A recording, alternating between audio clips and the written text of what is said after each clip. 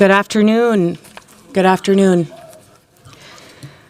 My name is Aisha Chugtai, and I'm the chair of the Budget Committee. I am going to call to order the Budget Committee meeting for Monday, June 2nd, 2025. Before we begin the meeting, I want to offer a friendly reminder to all members, staff, and the public that these meetings are broadcast live to enable greater public participation. These broadcasts include real-time captioning as a further method to increase the accessibility of our proceedings to the community. Therefore, all speakers need to be mindful of the rate of their speech so that our captioners can fully capture and transcribe all comments for the broadcast. We ask all speakers to moderate the speed and clarity of their comments. At this time, I will ask the clerk to call the roll so we can verify the presence of a quorum. Councilmember Payne. Present. Wansley. Present. Greenville. Present.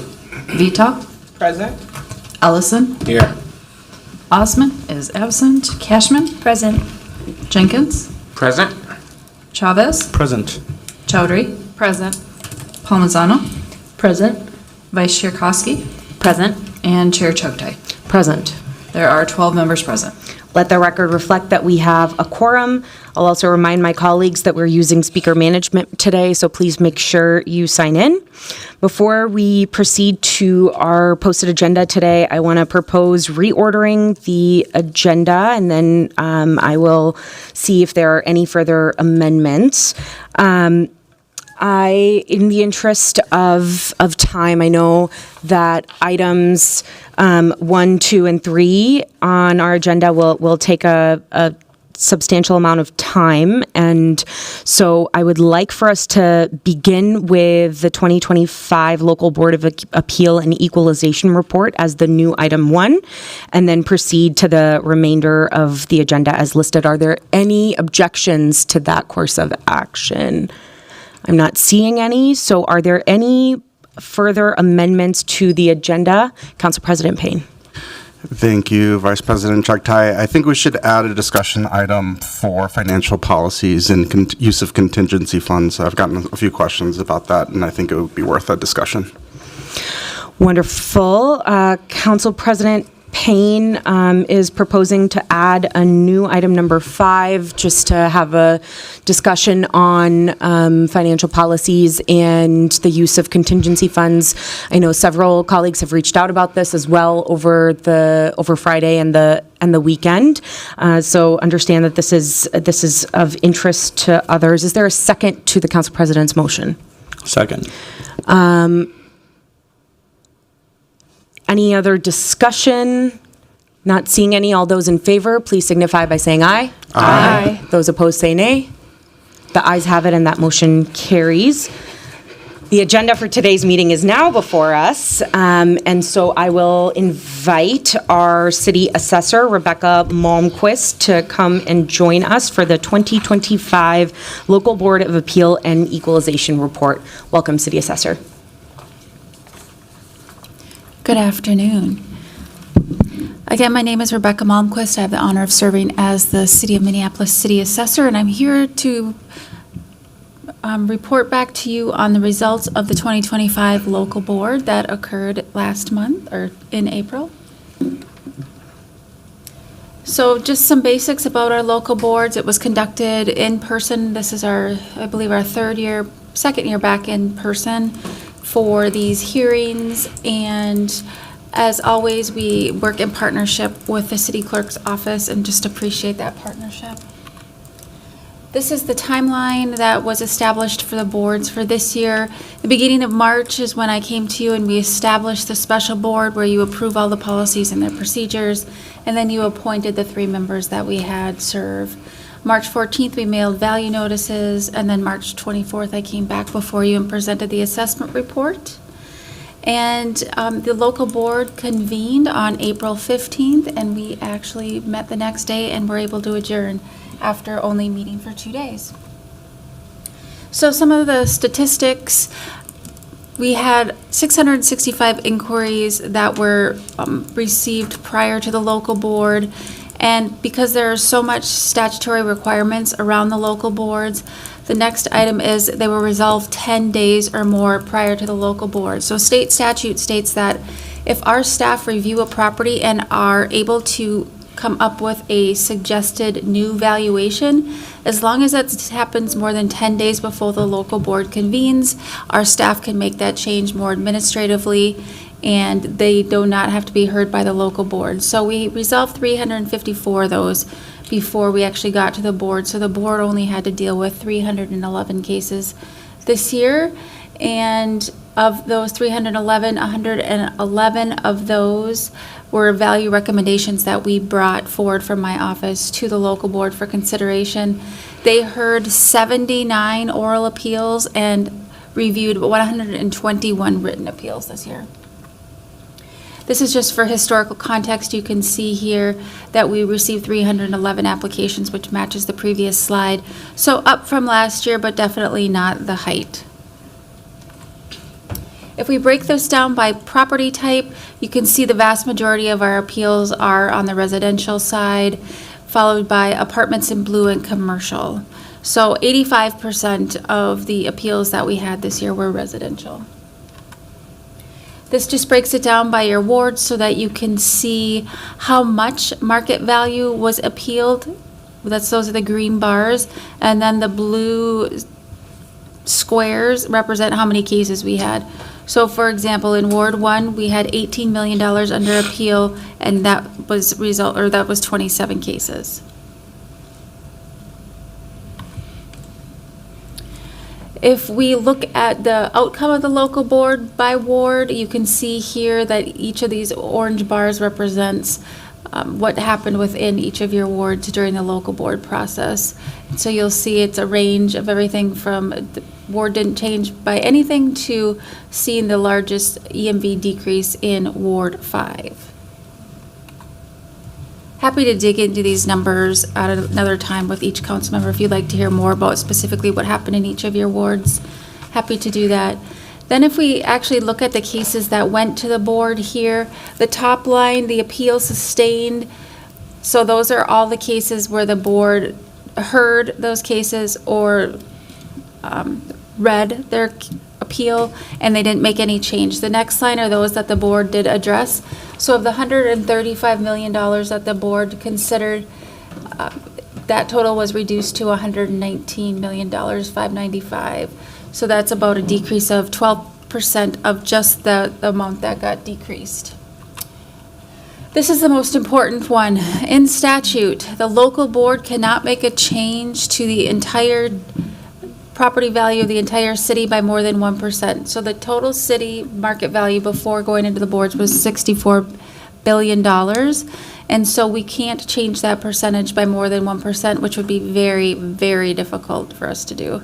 But we do track it case by case. And so this year, the value change of 16 million was less than 1%, 0.0248%. Just moving on through the process, because just because the local boards are done doesn't mean our staff are done, because they still administer the county appeals to the county board. And so that will be convening in 2 weeks. And so our staff are working on those cases right now. And you can just see here as of last week where our case counts were at. We have 88 county board applications this year, which is up again from last year, which you will see last year we had 150 cases at the local level. And this year we had 311, and those numbers are pretty much the same, like up by the same amount at on the county side. And this is just more information about contacts, and if you need to get a hold of us, or if somebody wishes to file in the tax court. The filing deadline for 2024 has passed, but the filing deadline for your value on January 2nd, 2025 is actually then next year on April 30th of 2026, because property owners can file a tax court petition up until 1 year after their value. And with that, that concludes my report of the local board appeal and equalization in 2025. Thank you so much for your time and allowing me to add this to the agenda. Thank you for that presentation. Colleagues, are there any questions for the city assessor and this report?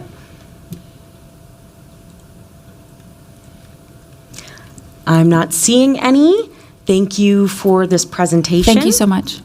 And I will ask to receive and file this report. We will now continue to the new item number 2, which is reviewing our 2025 City Council budget priorities. Madam Vice President, I'm sorry to interrupt. There are 2 items associated with the Local Board of Appeal. I apologize. I probably didn't get this added to the script, but there is a resolution the council has to approve that actually sets the equalization of all the assessed valuations for the 2025 Local Board of Appeal and Equalization. So although receiving and filing the report is step 1, the second step is adopting this resolution. Thank you. So I will move approval of that resolution as described by the city clerk. Is there a second to that? Any discussion? Seeing none, all those in favor, please signify by saying aye. Aye. Those opposed say nay. Any abstentions? The ayes have it and that motion carries. Now we will move to the reviewing our 2025 City Council budget priorities. And we've got a presentation for this item and the item after. All right, so we'll start with some background information. In November of 2021, Minneapolis voters approved a ballot measure restructuring the city's government into an executive mayor legislative council model. This governance change clarified the mayor's role as the city's chief executive while codifying the city council's authority over legislation, policy, and oversight.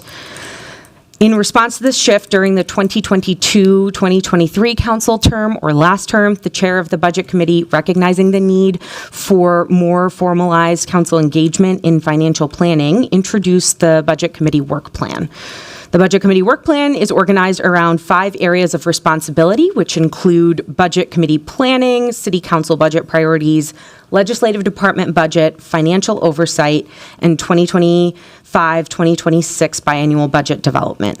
Among these, the City Council budget priorities process represents one of the most substantial shifts in the City Council's role in the budget process. Historically, the council's presentation in the budget was largely reactive, limited to reviewing and amending the mayor's recommended budget after it was released in August.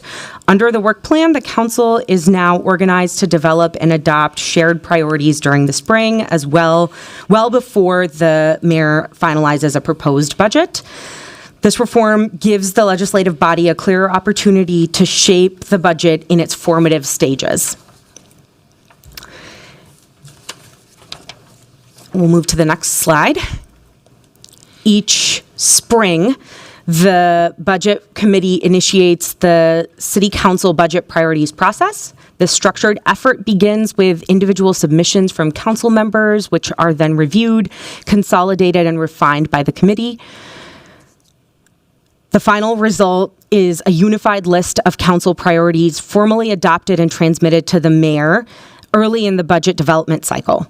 The timing of this process aligns with the city's official budget calendar, which begins in the first half of the year with departmental information gathering, base budget preparation, and capital planning. By engaging early, the council is able to communicate its fiscal and policy priorities before the mayor finalizes the recommended budget, enhancing transparency, increasing alignment, and reinforcing the council's legislative budget authority under the new structure. The 2025 cycle marked the first full year of implementing this framework. That year, council members submitted 61 total priority proposals through a process coordinated by my office and supported by Vice Chair Koski's office. Members were invited to submit up to 5 priorities each, either in writing through one-on-one meetings. All submissions were captured and included, whether submitted in writing or conveyed through meetings. After consolidating and overlapping duplicate items, the committee endorsed and transmitted 51 unique priorities to the mayor in April of 2024. These priorities reflected a broad cross-section of issues and concerns raised by residents across the city and served the council's shared starting point for the fiscal year 2025 budget process. Move to the next slide. The 2025 City Council Budget Priorities Post-Adoption Review includes a post-adoption review of the 25 council budget priorities. It evaluates how many of the council's priorities were reflected in the recommended budget and how council members responded through budget amendments. The purpose of this review is threefold. The first is to assess how effectively the priorities were incorporated into the final adopted budget. The second is to support transparency and accountability in fiscal decision-making. And the third is to inform the refinement of future budget planning and oversight practices. By examining which priorities were addressed, this report provides insight into the dynamics of legislative-executive collaboration and the effectiveness of the work plan in shaping the city's financial direction. We'll move to the next slide. The 2025 City Council Budget Priorities Post-Adoption Review is available in the LIMS file, and it includes a summary review, detailed review, and key findings and conclusions. The post-adoption review, which is a summary on page 7, presents a breakdown of City Council members' submitted budget priorities for the 2025 budget, along with whether each priority was included in the mayor's proposed budget and whether a corresponding budget amendment was submitted. And the detailed post-adoption review on page 12 presents a detailed word-by-word breakdown of each member's submitted priorities, including the nature of the request, whether it was included in the recommended budget, any related amendments that were submitted later, or adopted during our budget process. This level of detail offers a more complete view of how each individual's policy goals were advanced or not in the final part of the process. The numbers in the original column in the table shown reflect every priority submitted by individual members, including instances where the same or similar priorities were submitted. Those raw numbers and totals provide a sense of the full volume of council input and amendment activity in the 2025 process. To avoid inflating totals to repeated priorities submitted by multiple offices, we identified and adjusted for duplicates, such as neighborhood traffic calming, as you'll remember, small business support during construction, Aviva Villages, maintaining or lowering property taxes and zero waste, which were raised across multiple wards but represent the same fundamental priority. For example, neighborhood traffic calming appeared 5 times, but represents a single shared priority. The numbers in the adjusted column in the table shown reflect the revisions to the original counts, and the final unique count column reflects the revised tallies and unique priorities, giving a clearer picture of overall council influence and follow-through. In total, the council submitted 51 unique budget priorities, 8 of which were included in the mayor's recommended budget, 44 of which were not. In response, the council further pursued 20 of those through the markup process, 5 of which were included in some form but required modification, 16 of which were not included at all. We'll move to the next slide. All right. So, the following findings and conclusions summarize the City Council's influence in the final budget based on a review of all unique priorities, whether they were incorporated. Together, these findings help us assess both the level of alignment between mayor and council and the effectiveness of council members' budget engagement during this phase of the budget cycle. Related to inclusion rate, only 16%, or 8 out of the 51 unique priorities, were included in some form in the proposed budget. This means that approximately 84% were not in the recommended budget. Council response through amendments. Council submitted amendments for about 45%, or 20 out of 44 of its priorities that had not been included. This shows that the council was actively working to influence the budget, proposing changes and additions after reviewing the mayor's recommended budget and addressing gaps where priorities had been left out or underfunded. In terms of focus on priorities not included in the budget, of the 20 that were submitted, 80% were focused on priorities that had not been included in the recommended budget, which indicates the council's primary effort was to address gaps in the recommended budget, pushing for funding or attention to important issues that had been left out. And then efforts to modify priorities that were included. The remaining 20%, or about 4 out of 20 of the council's amendments, targeted priorities that were already included, though in a more limited or partial form. This suggests that the council's effort to modify, expand, or better fund certain areas that were addressed in the mayor's budget, but underfunded or needed further attention. Or improvement. Overall, these patterns highlight a significant disconnect between council-submitted priorities and the initial direction set by the mayor's recommended budget. Despite this, council members engaged the amendment process with focus and persistence, especially in areas they felt had been left out or underfunded, which suggests that the council is responsive to constituent needs and willing to advocate for them through budget negotiations, even when alignment with the administration is limited.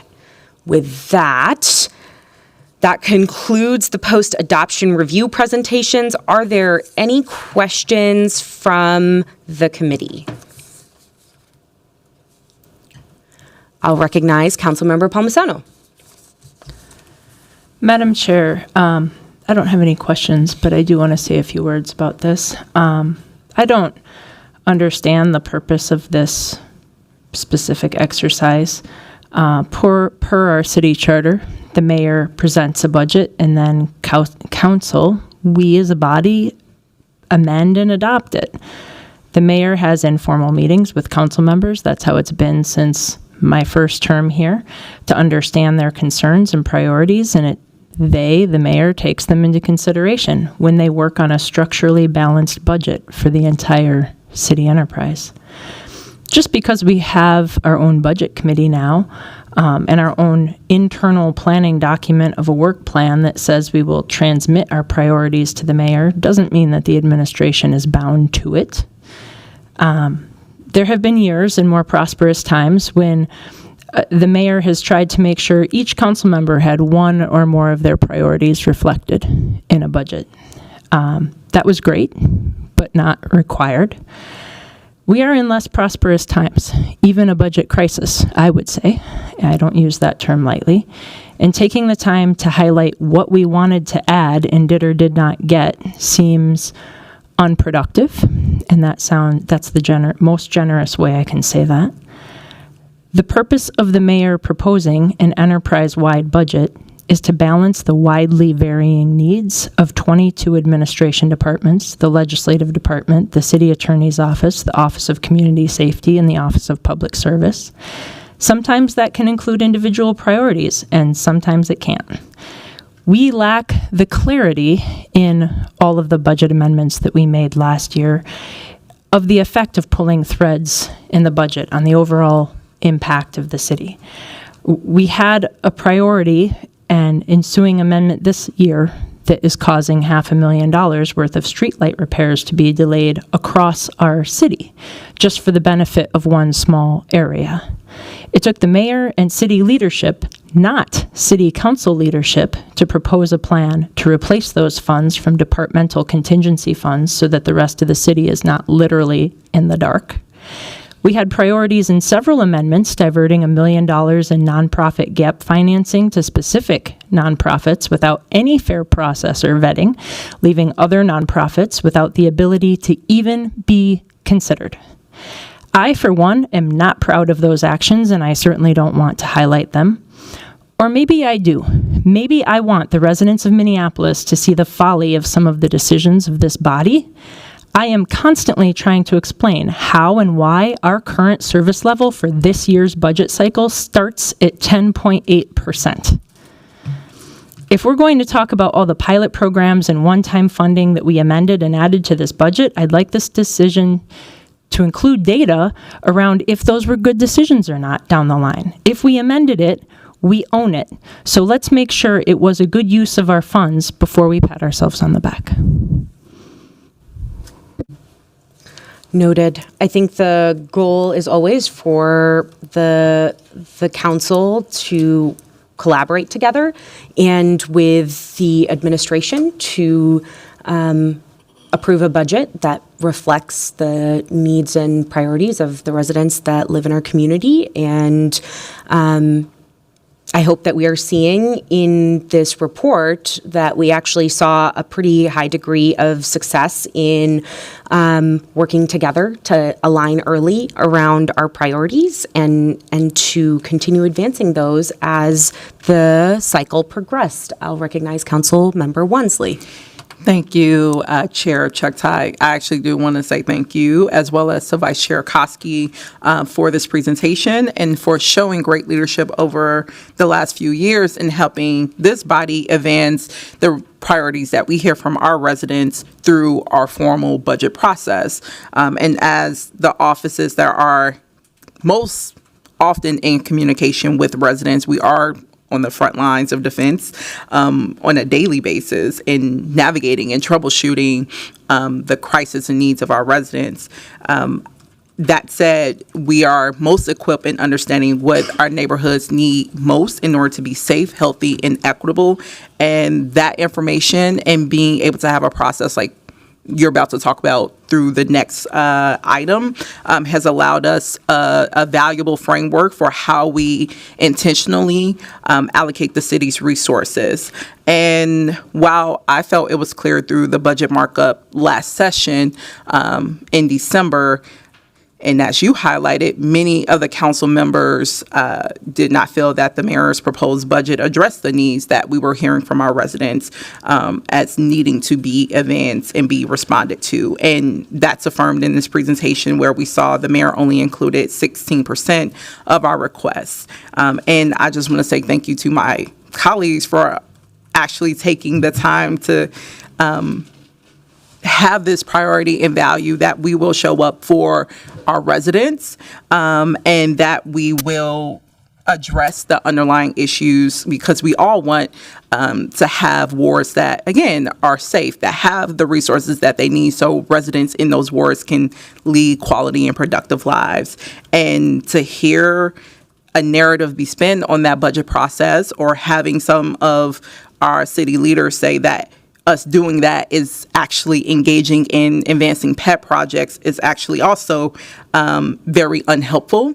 And this presentation actually breaks down what took place, and it breaks it down by numbers. So I hope we can continue doing that through this process that was not established, and allows this body to actually lean into our authority as the purse holders of the city, and also to have accurate information. I'm really looking forward to the next presentation, because I even just heard in the most recent comments inaccurate information about a budget item around lighting. And while I, expect this from maybe some council members who do not engage in the budget process, there was actually a deliberate process around that in which we connected with the administration, in that there's actually no problem around it, though some colleagues are trying to create one. So I really am hopeful that, again, we're creating a transparent democratic process for our residents to see, for the administration to see, for our colleagues to see what are our shared priorities, and then use the budget process to work together to advance that. Thank you. Councilmember Palmisano. Madam Chair, during this last budget markup, we even had a council member state that one of their priorities was for an investment in a desperately needed enterprise resource platform project, ERP, who then turned around and authored an amendment that took it back out of the mayor's proposed budget, while simultaneously adding in millions of dollars of new spending. That isn't even recognized on page 9 of this report. This is about basic government operations. That's not something that you're going to hear from our residents, that we need a new ERP platform, but it's an internal, sorely needed piece of technology that's been talked about for 10 years of my participation on this council, and it gets us out of the dark ages of HR and into knowing things that we keep asking HR for, like, for example, open FTE counts. My whole point here is that it's fine to state our priorities, but it is not fine to cry foul about what we did or didn't get and have a presentation like this trying to take a victory lap on how we change the budget without consideration of how this impacts things down the line. Councilmember Cashman. Thank you, Madam Chair. Just a question for Councilmember Palmisano. When you mentioned earlier service level at 10.8%, what did you mean by that? Councilmember Cash, if I may respond, Councilmember Cashman, the current service level to start this budget year, doing no changes to the budget, not cutting anything from our city enterprise for the next budget cycle, would mean a increase to the tax levy by 10.8%. That is common knowledge. Anticipated levy, not current service level? The current service level increase is 10.8% to account for the changes made at the end of the last budget cycle. Okay, thanks for clarifying. I think that reviewing the work that we did last year is a really good idea, and I think our residents really appreciate that the council does its budget deliberations in public, you know, as opposed to the mayor's office's work, which happens behind closed doors. And so this is transparency, and this is what our residents are asking for. And I personally like having a single source to send people to, as sending them to the budget amendments process from last year can be quite difficult to navigate through limbs in the budget book. And so I think this is great work, and appreciate the chair and vice chair and their offices for putting it together. Councilmember Chavez. Council Vice President Chair Chuck Tai, I want to thank you and Vice Chair Koski for bringing this item forward. I think it's a part of transparent government. It's practical. And, you know, when I talk to many residents across Ward 9, and when I tell them that the mayor and I had a meeting every single year about the priorities that my residents advocate for through community budgeting sessions, engagement, conversations, and I tell them that the mayor rarely adds any of the priorities of Ward 9 to the budget, they get shocked. So I think that this is really important to have this open forum where we go and review and figure out what priorities are included in the mayor's budget or not, because residents deserve to know if the mayor is working for them or not. Thank you. Seeing no, Councilmember Vita. Sorry, thank you so much. I guess I want to just say, I don't think it's the mayor's responsibility to add items to the budget that we know that our constituents are asking us for. I think there is some level of adding for the mayor, but it's like I've brought money forward for the infrastructure for the railroad crossing, right? Like I did talk to the mayor about that, but I like bringing that forward myself as a council member because it's my ward. I don't want the mayor to bring that item. So I do think that there are some things that we can work together on and have. I just find myself having a conversation with the mayor and saying, these are my priorities, but I'm going to work to bring an amendment forward. I'm going to talk to my colleagues about these things and bring something forward myself. And I think maybe that's a piece that's that could be missing from this. Also, for me, the presentation just felt like somebody's salty. Somebody's upset about like the mayor not bringing something forward. You did it on your own anyway. So I don't know why we're still talking about it and not moving forward with the budget, because everybody brought forward what they wanted to bring forward in the budget without the mayor doing whatever. This just feels like, let's tell the city of Minneapolis that the mayor doesn't do what we asked him to do, but we did it anyway, because you all brought amendments forward for every single thing that you prioritized in the budget. So this is just like having a fight about nothing. Councilmember Rainville. Thank you. So very well spoken, Councilmember Vita. This is a fight about nothing. This is about election year politics, plain and simple. And what can be done to make the mayor and his administration look bad? We're here to do the work of the people. We should focus on that. Thank you. Councilmember Chowdhury. Thank you so much, Chair Chugtai. It's interesting how this is getting framed into a fight so quickly, and it's interesting to see how that's showing up. this is a discussion on our past budget process because we're going into a tough budget year. People rely on us to discuss how we are going to approach the city budget, and no one is arguing that the job of the mayor isn't difficult. It is an extremely difficult job. I would argue one of the most difficult jobs, maybe after the governor of Minnesota. What I found helpful through this presentation is a reflection of the experience that I've had as a council member in my first term. It is really hard to see collaboration between the legislative body and the executive body. Maybe it's the present mayor. Maybe it's a part of government structure. Maybe it's some of the work that we have to do as a city council, and maybe it's all a mix of both. But that's something that Minneapolis residents are currently feeling, and they question it when they see our city budget.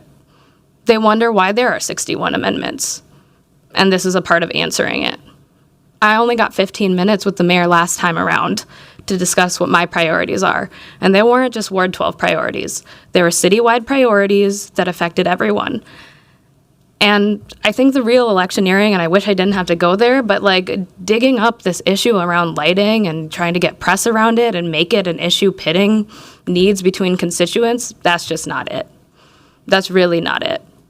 All of us in different parts of the ward have experienced copper wire theft. I have advocated until I was black and blue about copper wire theft on Hiawatha Avenue and around the lakes.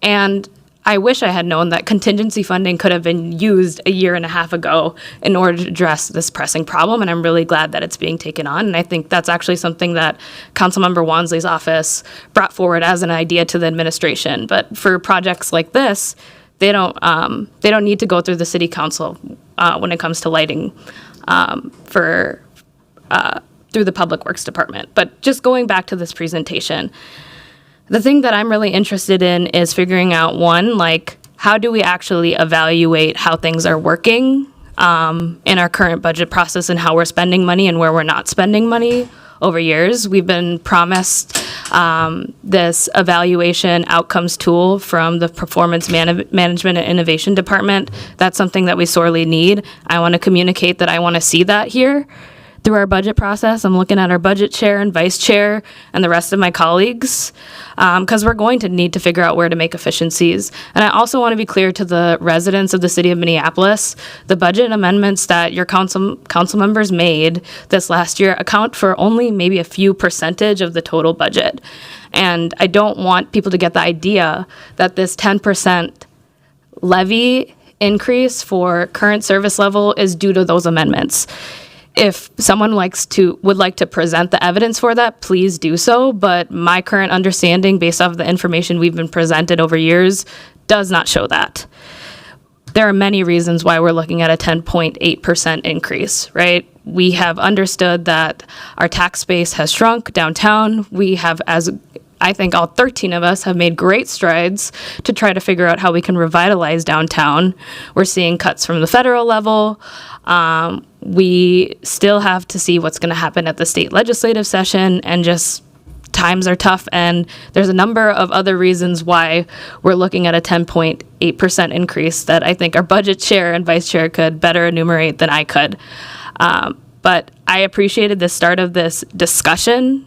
And I want to just say we should not be framing this as a fight, because the real fight is going to be figuring out how we're going to work together to actually have a budget that works. And for me personally, make sure that none of the staff that we currently are funding through our city budget have to face any layoffs. And that's a starting point for me that I'm excited to communicate this time around.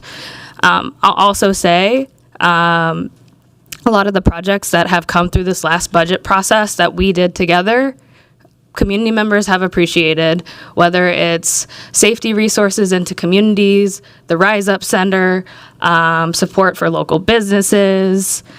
Those have been valuable tools, and I'm grateful that we were able to do that last budget cycle, because I think the picture is very, very different this time around. Thank you.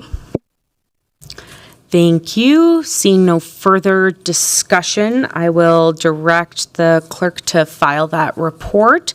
And with that, we will move to item number 3, which is the 2026, yeah, it's a receive and file. The 2026 City Council budget priorities. And there we go. All right. This background section is the same as what I covered in the previous presentation. So in the interest of time, we will move to the next slide. And I will just share with you that the 2026 budget cycle marks the second full year of implementing this framework. This year, my office and Vice Chair Koski's office launched a 2026 City Council Budget Priorities Survey as a means of collecting individual council members' input and feedback into the budget process. The 2026 City Council Budget Priorities Survey was structured around key areas to help shape budget direction, identify investment needs, and improve the shared budget process. The key areas included budget goals and priority setting, levy decisions and trade-offs, citywide budget priorities, neighborhood or region-specific budget priorities, fiscal policy considerations, performance management considerations, and process improvements. We'll move to the next slide. Now that we've covered the background and process, we'll move on to reviewing the 2026 City Council budget priorities. This report and the slide deck are available in the LIMS file. This first section is the budget goals and priorities section. The section reflects council members' overarching goals and priorities and highlights where they believe current investments may need to shift to better align with said goals. As part of our ongoing effort to align the city's budget with values-based investment and long-term planning, council members were asked to rank strategic priorities in order of importance. The priorities reflect a synthesis of existing city frameworks, including the mayor's budget priorities, the Minneapolis 2040 Comprehensive Plan, and the Strategic Racial Equity Action Plan, or SREAP. The resulting strategic priorities ranked by importance, and this is a culmination of what the feedback that was shared to us by everyone, are first, affordable housing and homelessness, then community safety and police reform, then economic inclusion and living wage jobs, then racial equity and disparity reduction, then climate action and environmental justice, then public health and well-being, then effective public services and public service access, then transportation, infrastructure, and public spaces, number 9, good governance and civic participation, and finally, arts, culture, and historical preservation. Council members were then asked to identify areas where the city overinvests, specifically where funding may be exceeding need, growing too quickly, or not delivering results that match the level of investment. The results are 3 key areas that we'll talk through. The first is consultants and contractual services lacking evaluation and performance metrics. Many council members identified consultants and contractual services, particularly those lacking proper procurement evaluation, performance metrics, or accountability as an area of overinvestment. They noted that without clear evaluation processes and measurable outcomes, it's difficult to determine whether these investments are achieving their intended goals or providing value to residents.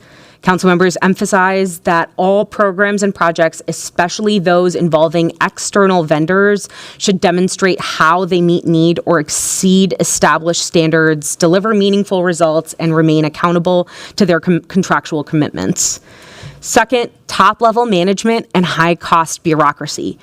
Some council members identified the growing number and cost of upper management and appointed officials as an area of overinvestment.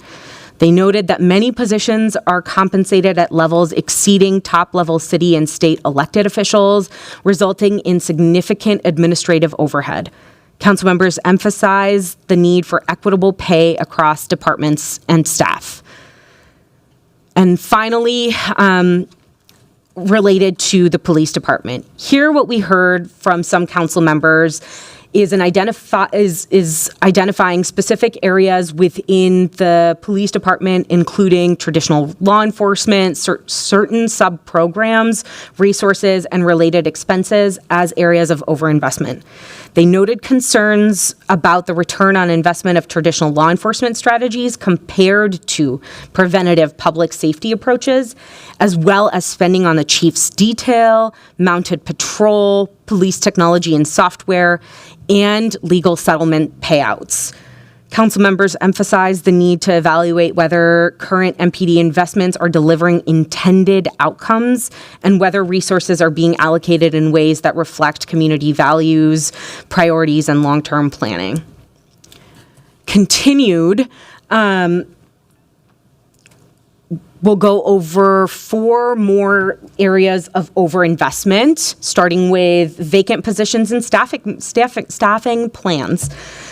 A council member identified the significant number of vacant full-time equivalent positions and unrealistic staffing plans as an area of overinvestment, noting that budget vacancies remain unfilled and cannot be filled leads to inflated budgets and increased tax burdens. Jurisdictional overlap. A council member identified jurisdictional overlap between the city, county, and state as an area of overinvestment. A council member identified pilot projects and hyperlocal or narrowly focused spending as an area of overinvestment, noting the importance of prioritizing funding for established initiatives and programs with citywide impact.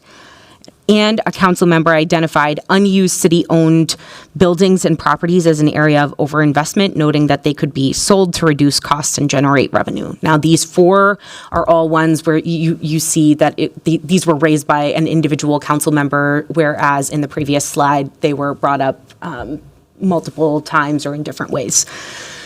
With that, council members were then asked to identify areas where the city underinvests, where funding may be falling short of need, of impact, or urgency.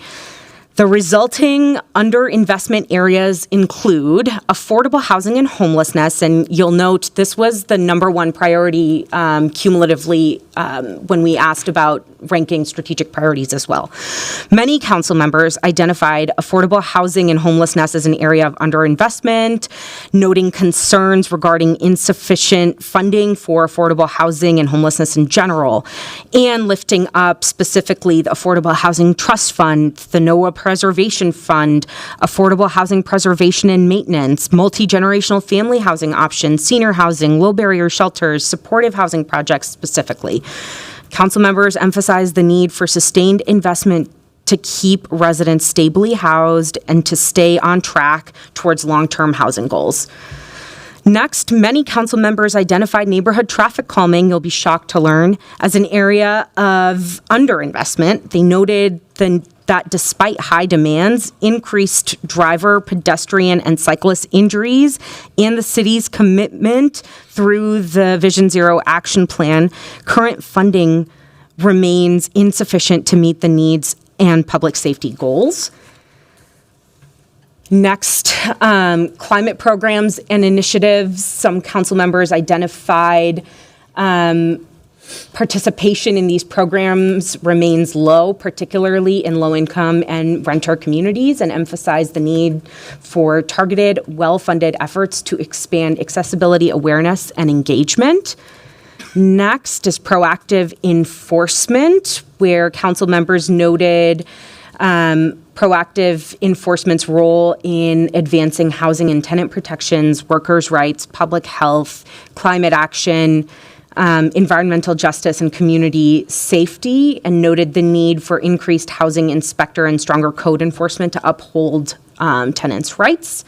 And then Street lighting noted significant service gaps, backlogs, and extended response times, all of which contribute to ongoing safety concerns in neighborhoods across the city.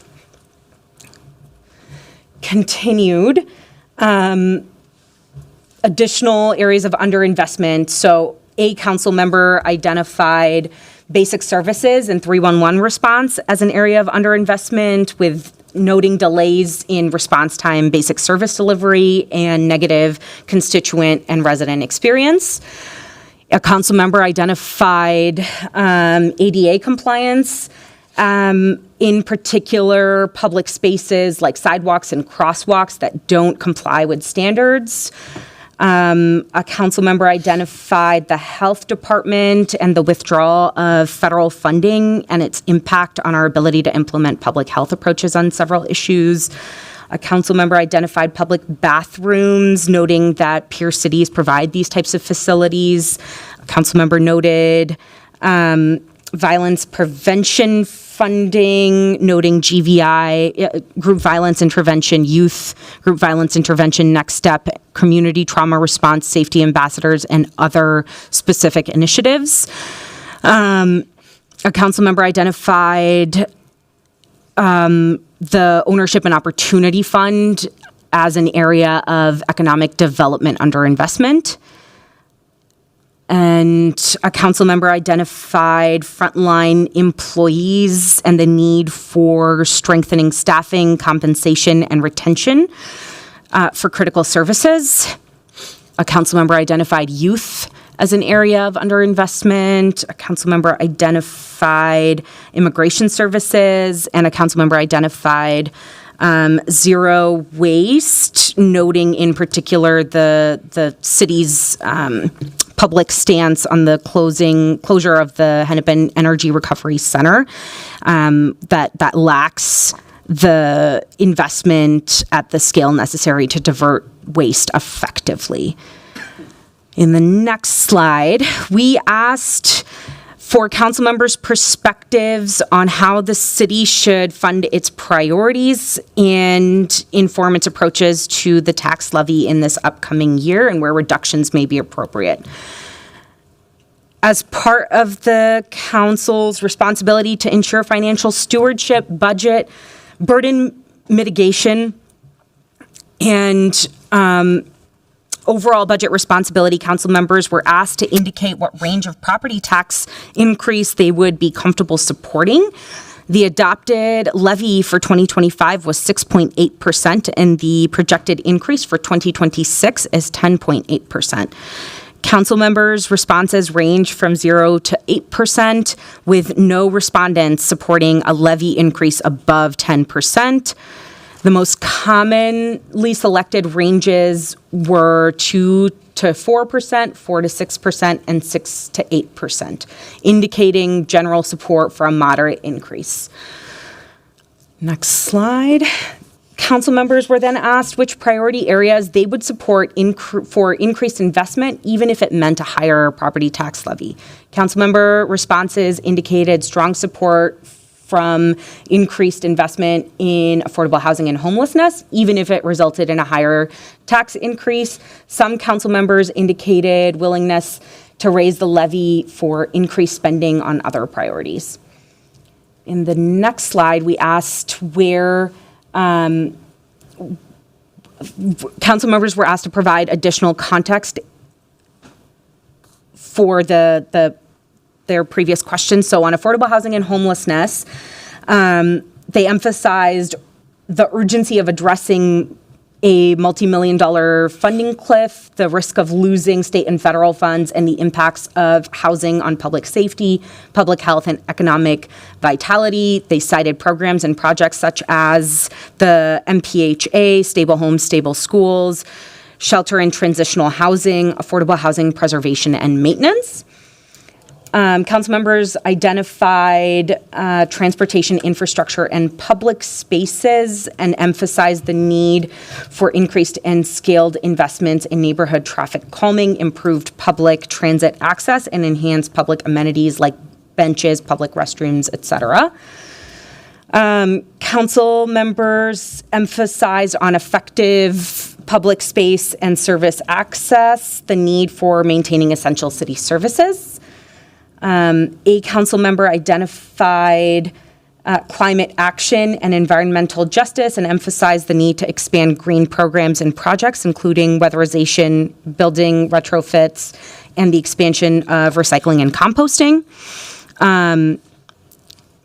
Council members cited financial considerations as informing their property tax levy increase range choices, including cost of living, inflation and rising costs, and compounding economic pressures. Next, we asked which areas council members would support for decreased investment if it meant a lower property tax levy.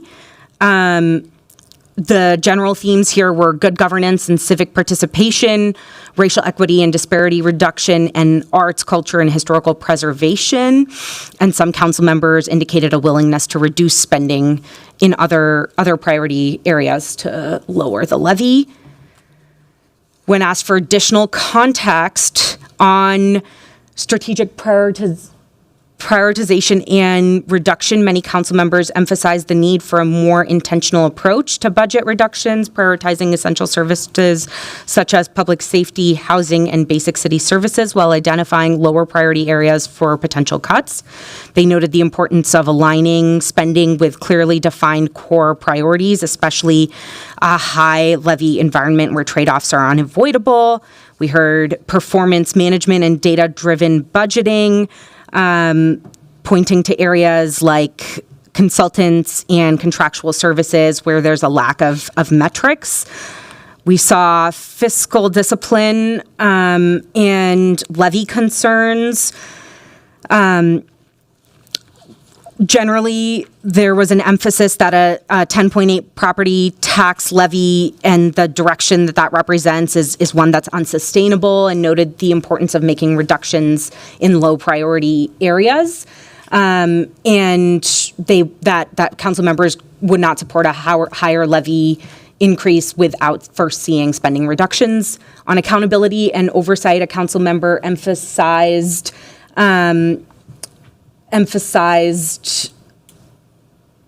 public safety and budget challenges stem from weak governance and lack of accountability, not just funding levels, called for clearer expectations, stronger oversight, and more strategic alignment across departments and leadership. And then finally, a council member emphasized that racial equity and disparity reduction is something that should be embedded into all priority areas and not just as a standalone line item. This next section is citywide budget priorities. This section summarizes council members' citywide budget priorities, providing insight into where members see the most urgent needs as opportunities of investment. As part of our role in shaping the supplemental budget, council members were invited to share up to 3 citywide budget priorities. These were considered separate from ward priorities or region-specific priorities. In total, there were 27 identified citywide priorities, and 14 of those are unique citywide budget priorities, which represents a lot of alignment. So this table shows the citywide budget priorities from individual council members. In Appendix E of the report, you'll find individual submissions for just these specific priorities.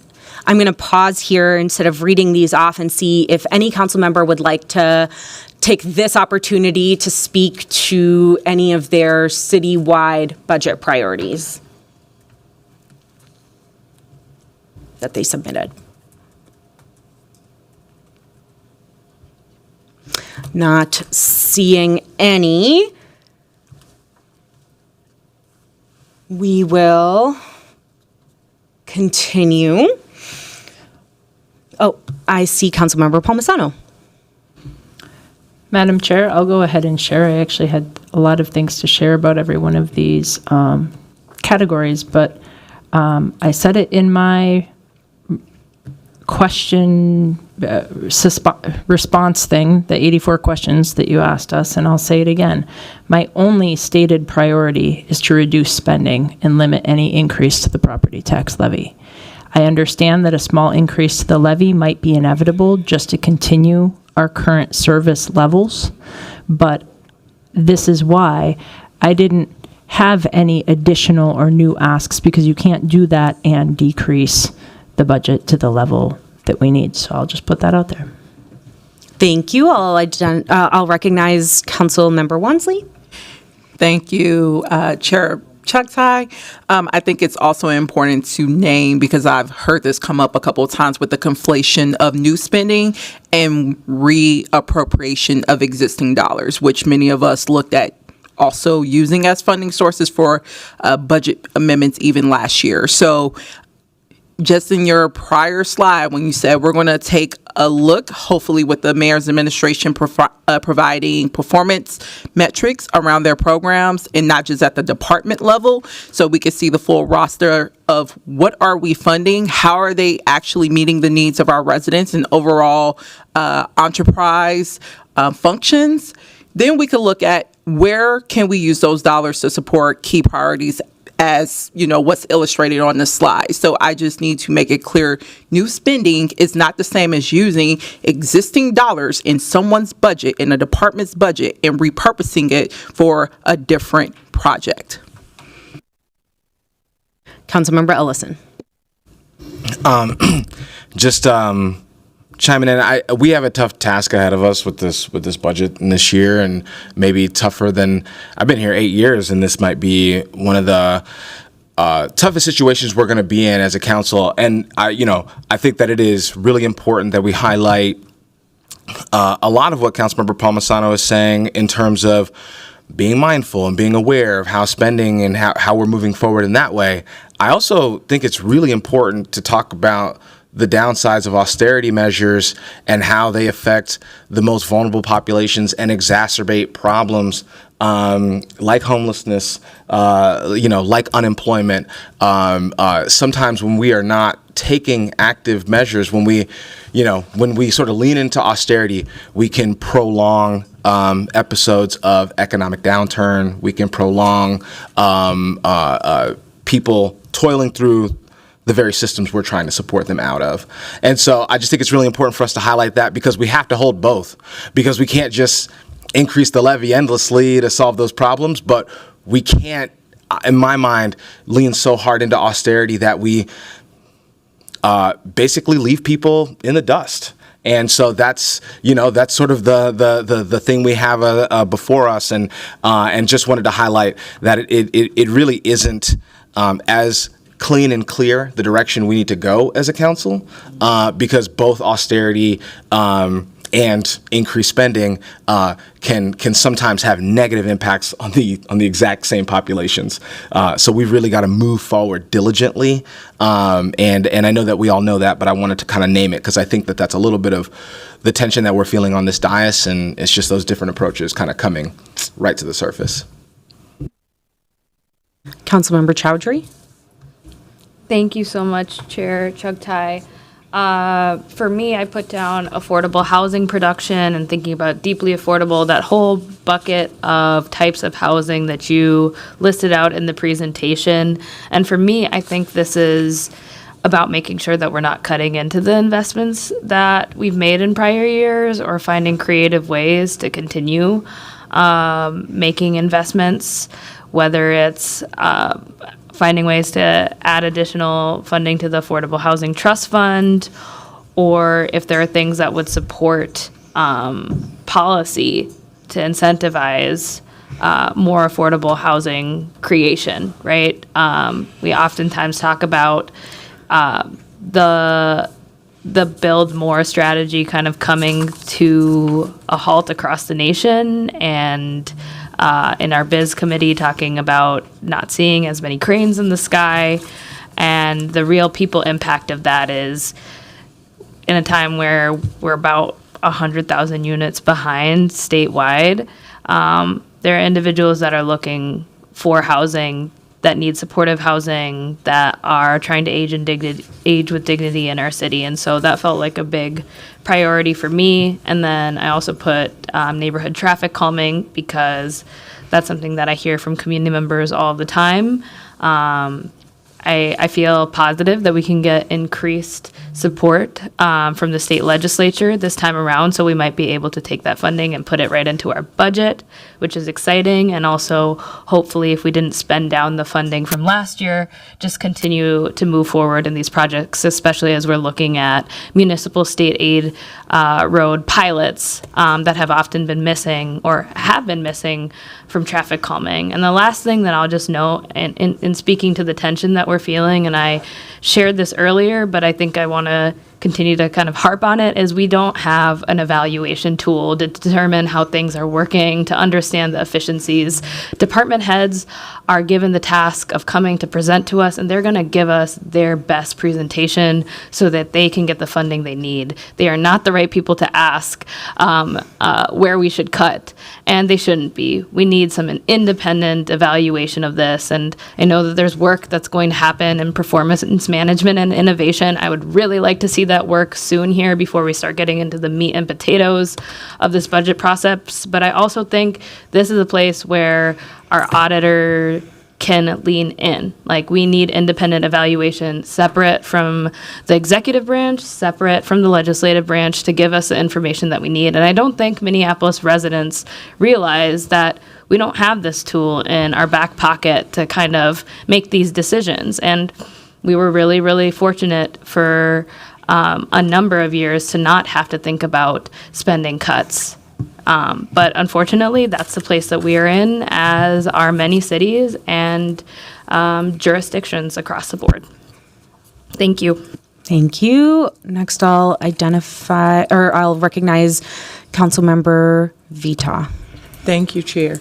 I did not fill out the form.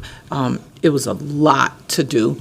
I guess my question is, when are we going to adopt the process of a biennial budget and actually have time to go through budget items and do the work that, when we voted on the biennial budget, we said we would do? We would give ourselves the year off to go through budget items and actually look through the things that you asked in that questionnaire and figure those out for ourselves and how that matches up with the needs of our wards and our priorities. We have not had a chance to do that yet. And so I'm looking for the opportunity to do that. We adopted a biennial budget so we could have time off. The example that was always used was like, maybe Mayor Sharon Sells Belton put something into play that is still not there, but it's like we just keep going through the cycle over and over again. We haven't really had time to pause, look through the budget, and then the budget season is closing in tighter and tighter, it seems, every year. We started kind of in October. Now we're, what is this? April, May, like it's closing in more and more every year versus like stretching out over this long period of time. So I'm really asking for colleagues to like give us a chance to look through the actual budget and do things and prioritize in that way. My priority for the city is the lowest possible tax levy. I don't know what that means. I would not commit to anything without knowing what's gonna happen at the federal level. I'm hearing from Public Works that we could lose $250 million in infrastructure projects. Like, my budget priorities will be completely different if that is the case. The federal administration is doing a whole lot of things that will be made aware of in every coming day that is going to potentially negatively reflect our budget here at the city of Minneapolis. There are other departments, like the health department, which is a huge priority for me, that is going to take big hits because the federal government is closing they're shutting down their own jobs at the federal level, and it's going to trickle down to us. So this kind of feels like we're jumping out too soon. Not that you can't. I think people can share their priorities. It's fine. But like making commitments at a level of like what we're going to do feels too soon when we don't even know what we're going to have to react to. If we're even going to have money in our budget for just basic services, for us to keep the jobs of the folks who are employed here at the city of Minneapolis, we don't know. And so this just feels too soon for me. It feels like we just finished up December's budget process and we're already talking about budget priorities for something for finances that we don't even know if we have access to, and we're actually looking at cutting more than we've ever done in the history of Minneapolis potentially. So I wish we would be having more conversations about what is happening at the federal level, how that's affecting us, and what we can do to make sure that people keep their jobs instead of planning for next year and we don't know what resources we have. Councilmember Palmisano. Thank you. That was well said. I also wanted to start by saying that was a very fair comment by Councilmember Ellison earlier. I appreciate that, and I wasn't able to say that exactly as well as he did. And the other way to think about it is that budget levy increases impact low-income residents the most acutely. So it is possible to both be wary of an austere budget, but also we're going to need to recognize the need that levy impacts are not felt evenly. In theory, I agree with the concept that we are underinvesting in affordable housing. In reality, we are doing as much as we can, as quickly as we can. I don't by any means think we should back off on the level that we're currently working, but we also have really important other city programs and services that are going to need our attention, particularly some that may have been disinvested in by the federal government. And I will say this over and over again, our residents cannot withstand another huge property tax increase. If we want to increase funding for something, we have to decrease funding for something else. And it's none of this cute short shrifting of adding in one-time money to backfill absolutely essential positions. Those are the things that increase our tax levy year after year. We need to live within our means. If our residents receive a cost of living increase to their wage, and many don't even receive that, this body even withheld 160 of them, then we need to live within that same range, and we still need to allow for their increased costs of utilities, of food, and etc. Changes at the federal level are already greatly impacting our residents and their ability to keep up with their monthly expenses and their rent and etc. And I think we have an obligation to not compound that with a large levy increase. There is nothing that should warrant a higher levy. We need to learn to reduce our spending and or cut programs or services. Thinking about a nearly 11% levy increase just to maintain our level of government is a total non-starter for me. We need to think about public safety and core city services as the starting point. To get a lower levy, I'm open to ideas. We need department heads to honestly review their services and make some hard recommendations about what they can live with and without.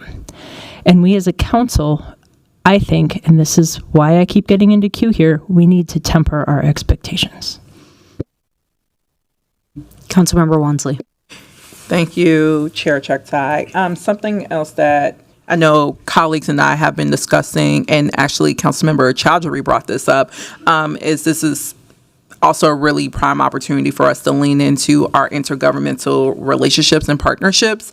And also by us making investments in areas like public safety that doesn't just center traditional policing outcomes, but also even traffic calming. Because the city of Minneapolis made significant investments in those measures, now we have the opportunities and have had the opportunities where the state has actually also provided significant investments in that. That's how we got $19 million in public safety aid to support a lot of the public safety work that's already being rolled out, that's helping keep our community safe, but also it's spearheading a lot of the recommendations that I'm seeing even on the slide. Same with traffic calming. I don't think any of us imagined a world where the few $100,000 that we were pouring into a program that has been severely underfunded would now put us in a predicament where there's going to be a statewide program. So there are also key opportunities from us taking leadership and investing in significant priorities that have been identified by our residents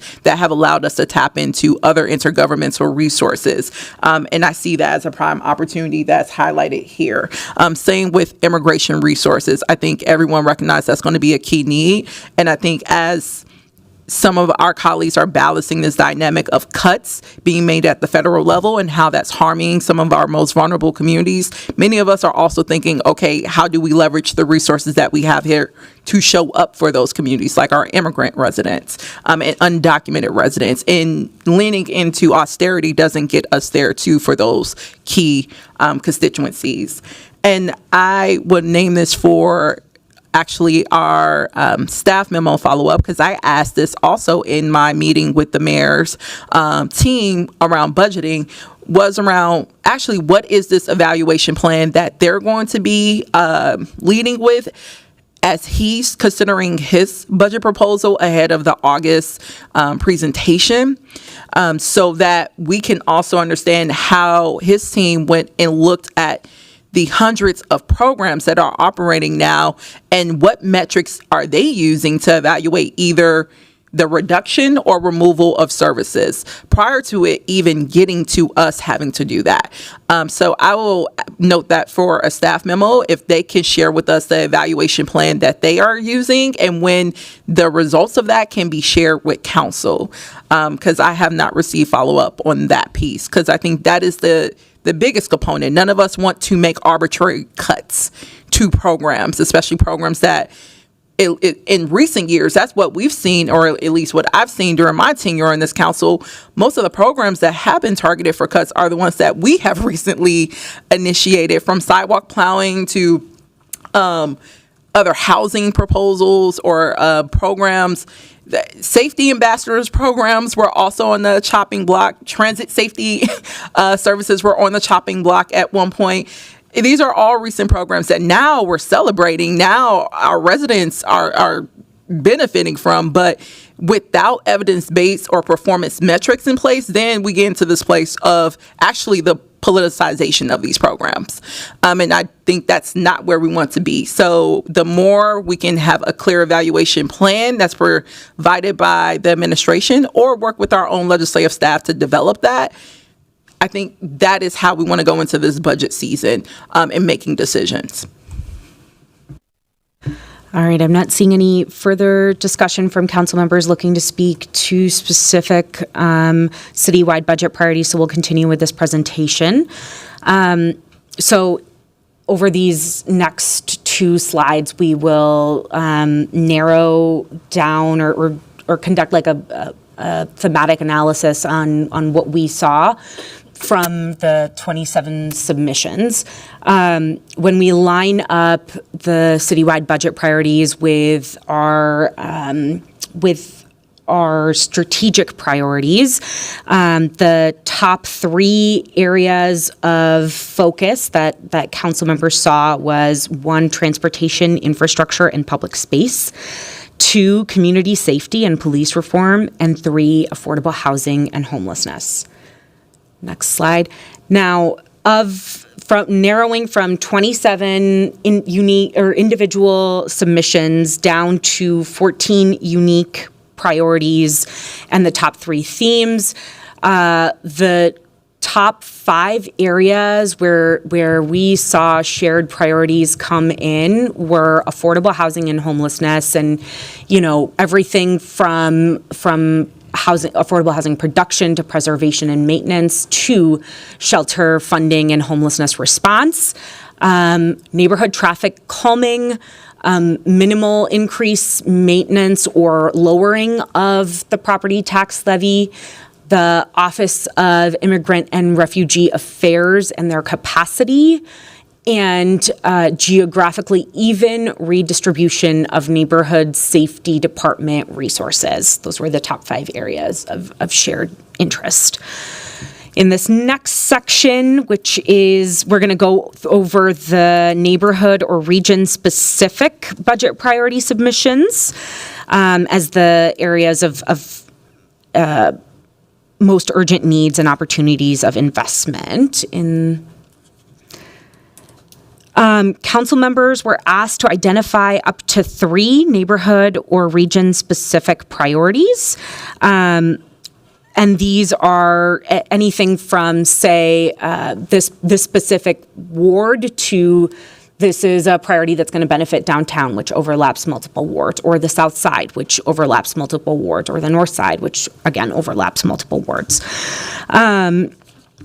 This section summarizes the full set of responses and highlights the cross-cutting themes that emerged here. In total, we received 20 neighborhood or region-specific priorities, and of those, 17 unique neighborhood or region-specific priorities. This table highlights the summary of the neighborhood or region-specific priorities that were submitted. Appendix F of the report has the coinciding submissions. And here, again, I will pause and see if council members would like to speak to any of the neighborhood or region-specific priorities that they submitted. Going once, going twice. And yes, we can go to the next slide as well. There we go.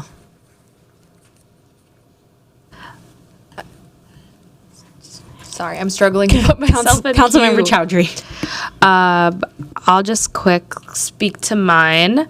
The first, so all of the items that I put forward are things that we have previously funded. It's just, I want to lay out that these are things that I believe we should see fully through into the second year.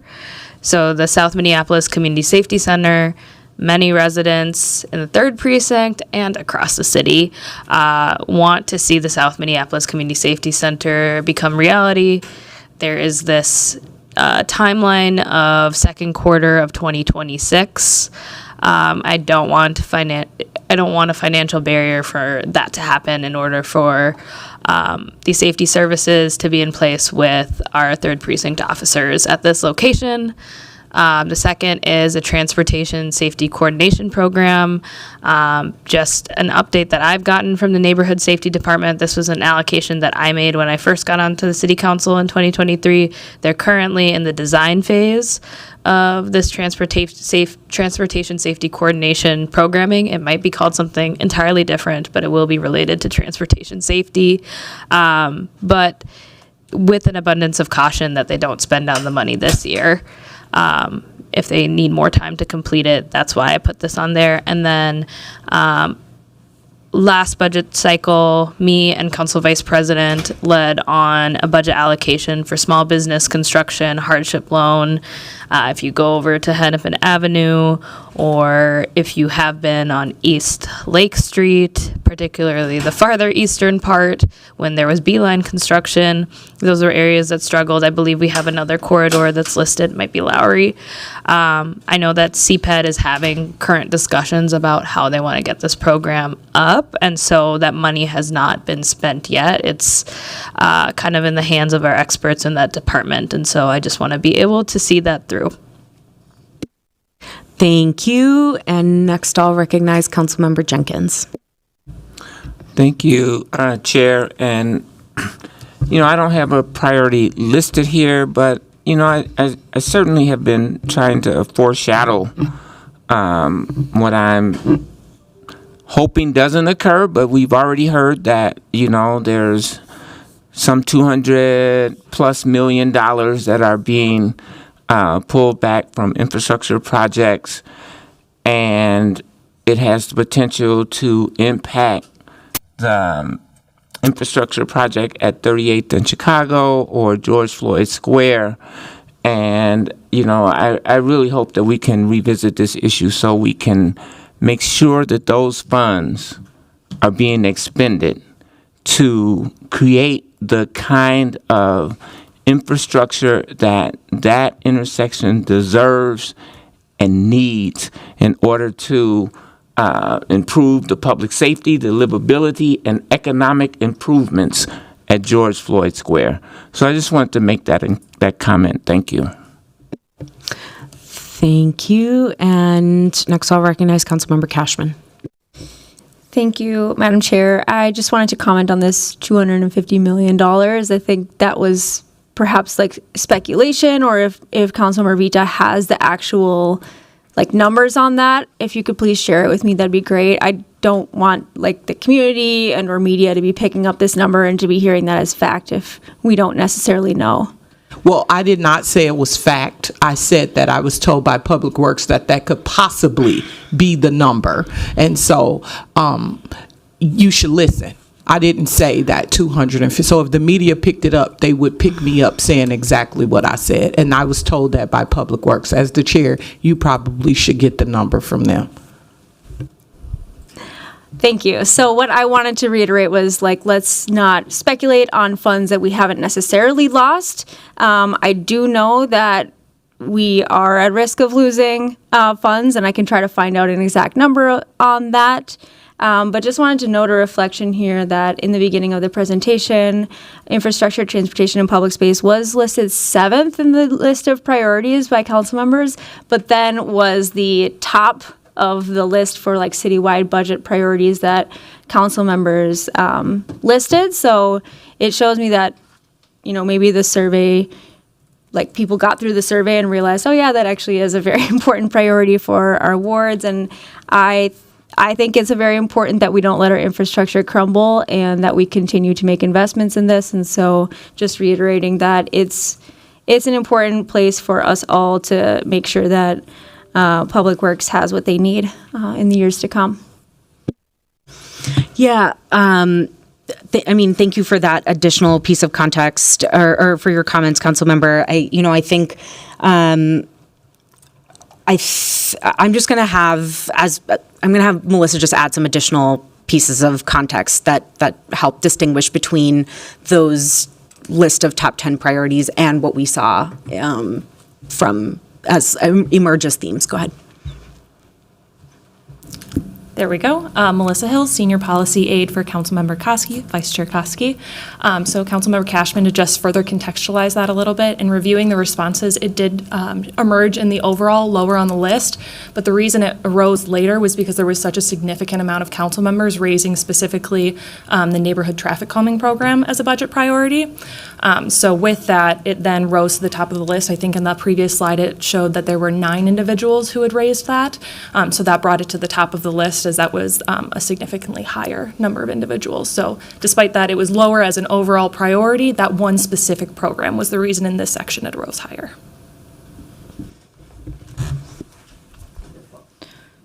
Wonderful. If there are any, I'm not seeing any further questions or anyone else in queue, so we can continue here with the presentation. Now, doing the same thing again, where we line up each of these submissions with strategic priorities. The top 3 areas where council members see the greatest need for neighborhood or region-specific focus are 1, community safety and police reform, 2, transportation infrastructure and public space, and 3, economic inclusion and living wage jobs. So here we went from 20 submissions to 17 unique priorities down to these top 3 areas. And so we will, in the next slide, cover the areas of shared priorities. The 3 that emerged here were the South Minneapolis Community Safety Center, and in particular here, implementing proper programming at the facility as a priority, safety ambassadors, and making sure that these are expanded upon in this upcoming year. And then finally, construction hardship fund and loan program as one that was important to members. A theme that I think is important to note is just, in something that I see that's a little bit different this year than what we saw last year. We saw far more citywide priorities come in than we did individual and neighborhood ones, or neighborhood or region-specific ones. I think that's really, I think it's clear between this and the levy discussion that council members really are thinking about the constraint that comes along with this year's budget and are really thinking about how best to serve not just the residents that they represent, but how to make sure initiatives are benefiting other communities as well. So with that, we're ready to move to the next slide, which is financial policy considerations or fiscal policy considerations. I apologize. So here we asked for perspectives on financial policies and aspects of what's working well and where there are improvements needed. The results from here, and the goal was to understand what's working well, where improvements are needed, whether new financial strategies or approaches should be considered to better align all of our work. The Vice Chair and I intend to use the feedback to inform future report and presentation requests and policy work on financial policies as that continues. The results include credit strength and bonding capacity, helping the city maintain its AAA bond rating and access lower cost capital infrastructure investments, budgetary control at the department level, allowing just the legal level of budgetary control that the council has, and the amount of flexibility departments have to reallocate resources without council input, at times council knowledge, and how that creates opportunities for misalignment, waste, and decisions that lack public trust or oversight. Status quo bias in current service level budgeting and that model, relying on current service level budgeting reinforces the status quo even when it is underperforming or not performing. And as that's a part of the budget that we don't dig into, procurement and contracts, transparency and accountability. This has emerged as a theme kind of from the beginning all the way to here with how low we saw good governance rank, to areas of overspending, to now fiscal policy considerations. And inconsistent evaluation practices, limited transparency, inefficient accountability, and oversight were key areas that we saw lifted up. Vacancy savings, and how there are very few, if any, guardrails around this, as an area that requires comprehensive review and reform. And then finally, the need for deliberate values-based reform, and more deliberate, clear guidance and flexibility here. In terms of this is going to be, I think, the last of where we go over fiscal policy considerations. So budgetary control at the program or line item, to enable greater transparency and accountability, outcome-based budget model. So both of these are really talking about budgeting models. And so, the third time that we really see this as an issue that's referenced in the feedback we picked up. Procurement policy and contract management. Again, the second time this is coming up here. Vacancy savings, legislative department, financial policy advisors and budget analysts, community responsive budgeting, climate and equity scoring in budget planning. This one was around considering environmental, public health, and equity impacts, especially for historically overburdened communities. So, I think about the introduction of the RIA into our how we review legislative items. This is a really interesting consideration. And municipal income tax as something that was brought up. And again, this is something that would require, both consent and state legislative authorization, along with charter-based changes that would need to be made. So, but wanted to uplift that, again, folks are thinking about the impact of property taxes on residents and other ways to alleviate that. With that, performance management considerations are next, and should be, Councilmember Palmisano, I see that you may have a question here. I do, Madam Chair. Is it correct that budget chairs might have a report back on our financial policies?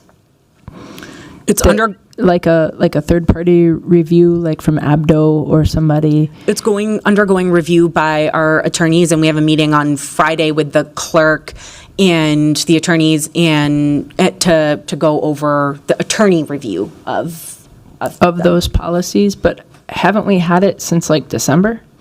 The attorneys have had it since December, but I presume things take as long as they take. So I just think that we should all be able to see that report before we have any discussion about our fiscal policies. I think that fiscal policies is a really good and important discussion to have, but I'd like to have it with that review that the city paid for in mind.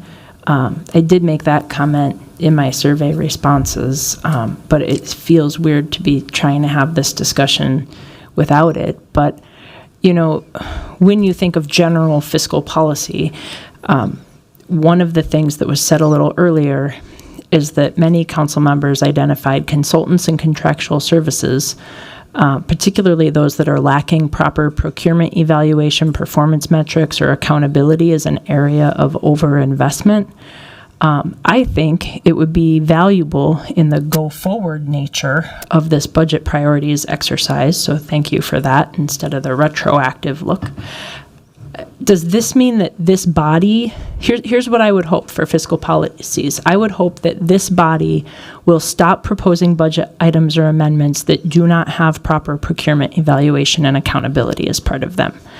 Like nonprofits that circumvent the RFP process, it is only fair that we state that as a priority for our fiscal policies and that we follow that same guidance ourselves. It was mentioned earlier on this dais that Councilmember Cashman said how important transparency is to her. How was it transparent to choose nonprofits to receive funding without giving others a chance? How? We need to include that in our future fiscal policies. Councilmember Wansley. Thank you, Chair Chuck-Tai. I actually also want to say I'm full in support in some of points made by Council Member Palmisano here, and I know there's an ordinance that I'm bringing forward to address that, especially in light of contractual issues. I reference, I think, in my survey, such as our rescue, and that somehow also circumventing the process that seemed to be facilitated by a council member and also staff. So we don't have other issues like that going forward. So I'm absolutely in favor of putting guardrails in place so that contracts are moving through a standardized process as well, and look forward to working with my colleagues on ordinance efforts to make sure things like that don't happen again. Thank you, Councilmember Chavez. Chair Chuck-Tai, I guess two of the points made by my colleagues, I'd like to see that information provided to the City Council when the mayor proposes his budget in August as a starting point. I think that would help bring more transparency into the budget proposals, making sure that what the mayor is proposing, which includes a lot of nonprofit funding, comes to light and ensures that we know how money is being used. So to my colleagues' points, I hope that starts, and that it starts when the mayor proposes his budget in August. All right, now continuing with the presentation, next with a summary of performance management considerations. The results from this section included expectations for performance data and budget integration, department and program level data. One is council members wanting to see performance management frameworks and metrics presented both at the department and at the program level to support deeper understanding, ensure rigorous and transparent decision making, a focus on outcomes, not just internal processes, disaggregated data by race, geography, income, and other demographics to support equity-focused analysis and identification of underperforming programs with context and space for course correction or reallocation. Accessible and comprehensive reporting, tracking year-over-year changes and the need to clearly identify the need.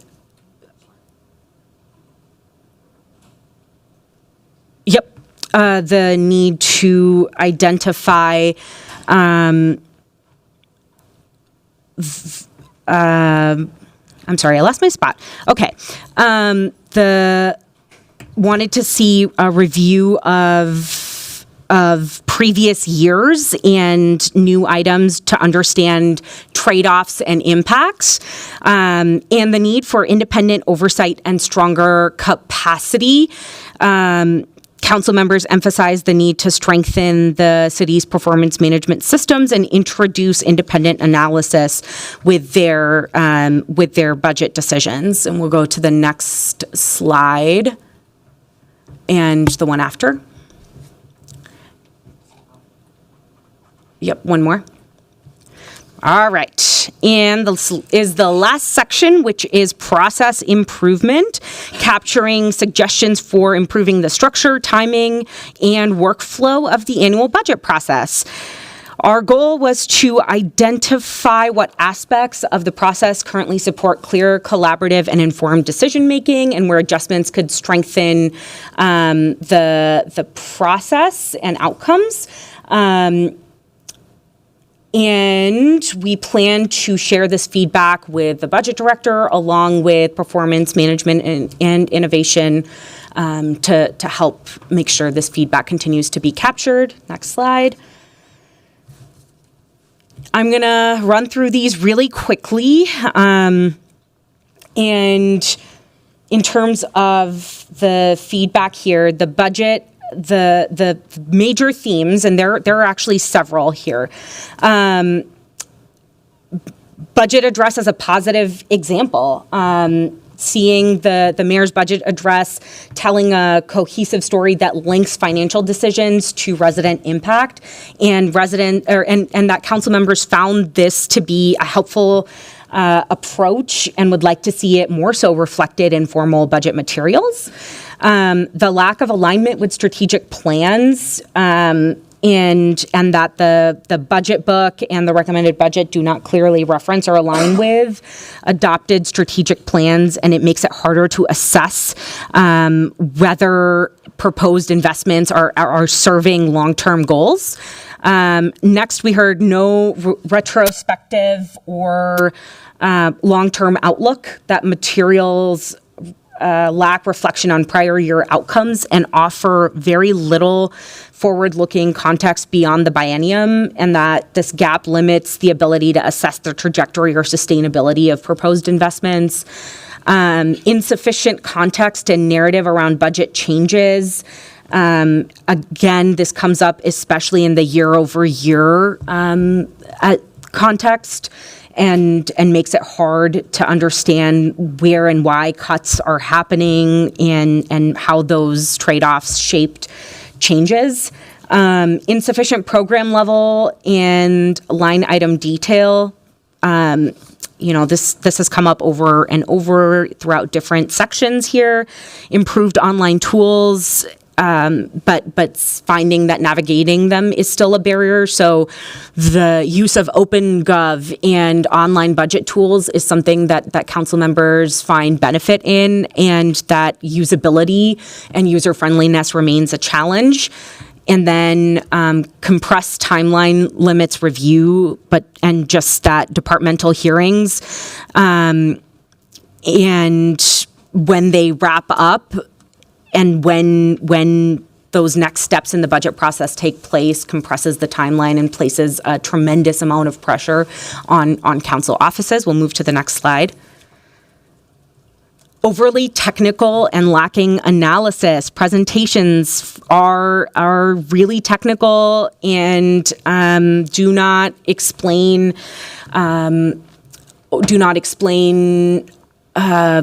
foundational budget items and terms clearly. Limited strategic and historical context, really missing, and I think this in particular speaks to the amount of council members that are new here, or at least have started since 2020.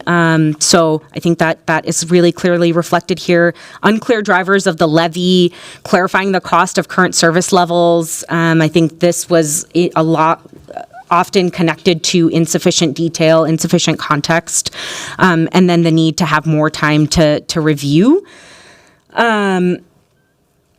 We saw in the next slide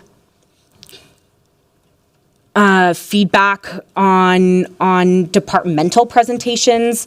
The big pieces of feedback here are centering the need to center performance management systems and metrics, including clear program level performance data, and including outcomes, successes and failures, and highlighting those, requiring honest assessment and reduction recommendations, clearly show and explain budget reductions, and improve timing and engagement. In the next slide, this is feedback on public hearings and community engagement. So holding public hearings in the community, I think this is something that we should strongly consider and can happen.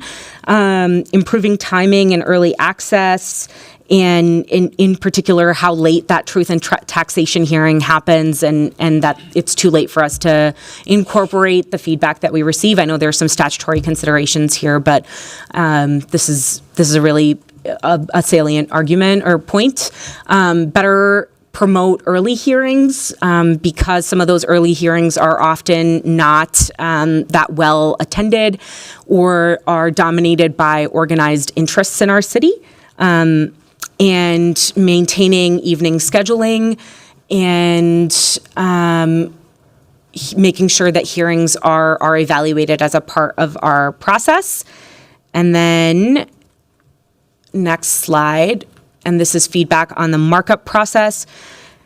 The themes that emerged here were strengthening amendment submission standards, setting and enforcing hard deadlines, limiting the volume of amendments, supporting council-led amendment development, increasing administrative collaboration during markup, and improving quality and objectivity of department response. And with that, we'll move to the next slide, and that concludes this presentation. Are there any final comments or questions before we move to our last two items? All right, Council President Payne.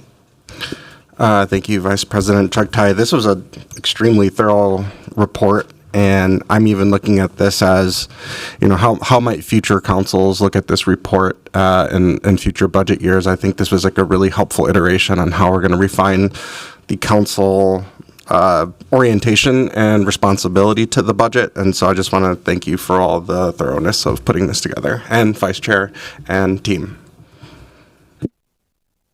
Councilmember Rainville. Thank you. I have to excuse myself because I have an emergency meeting with park officials about the mass shooting on the riverfront.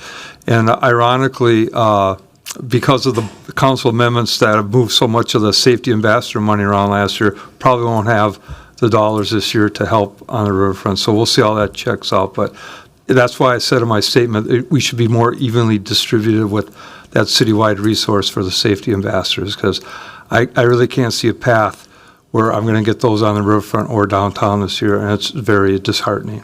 Thank you.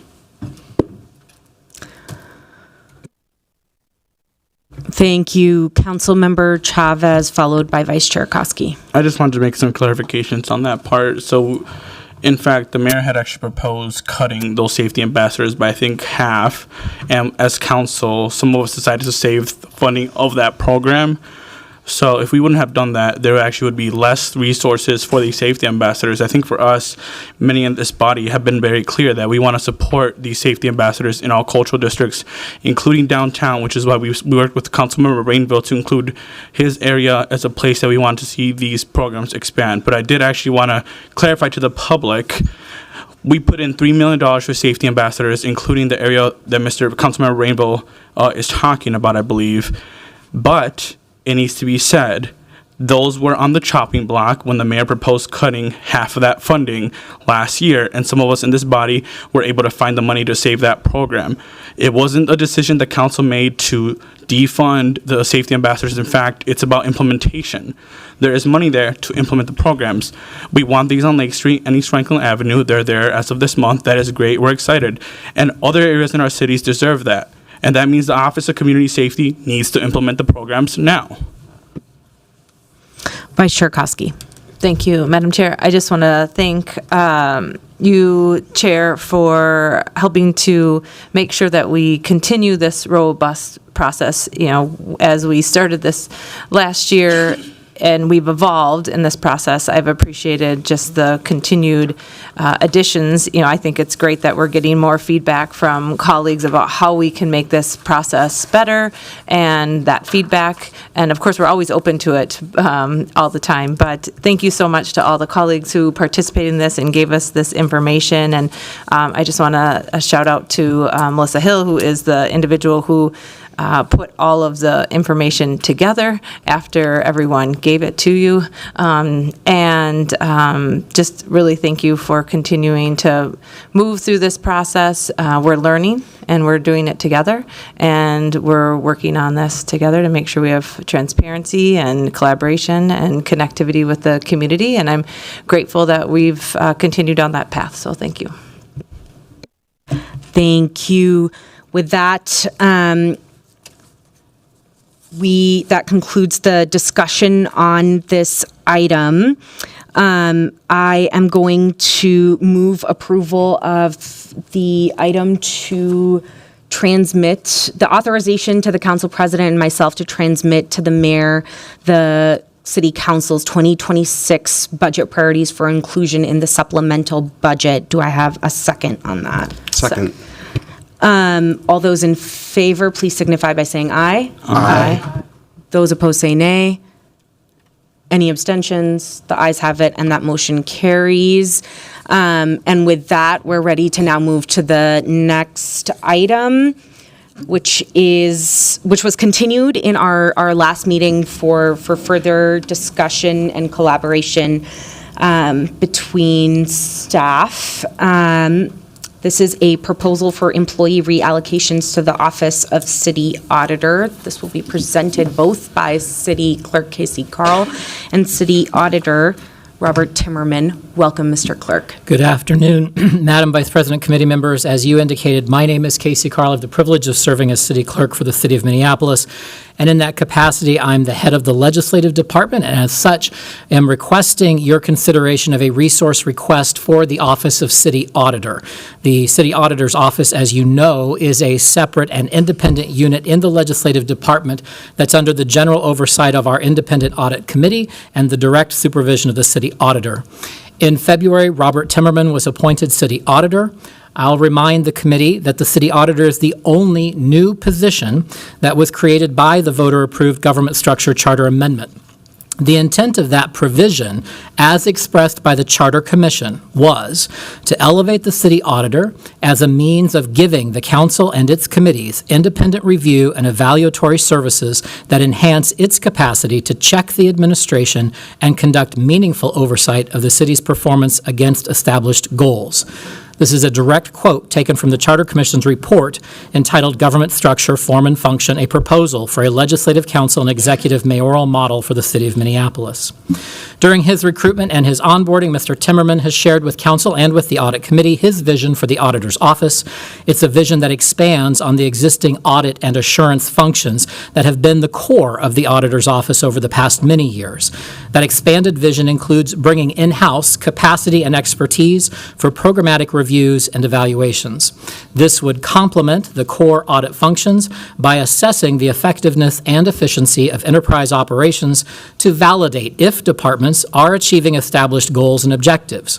It would ensure accountability for service delivery and the efficient use of resources, and it would increase capacity to provide recommendations for improvement.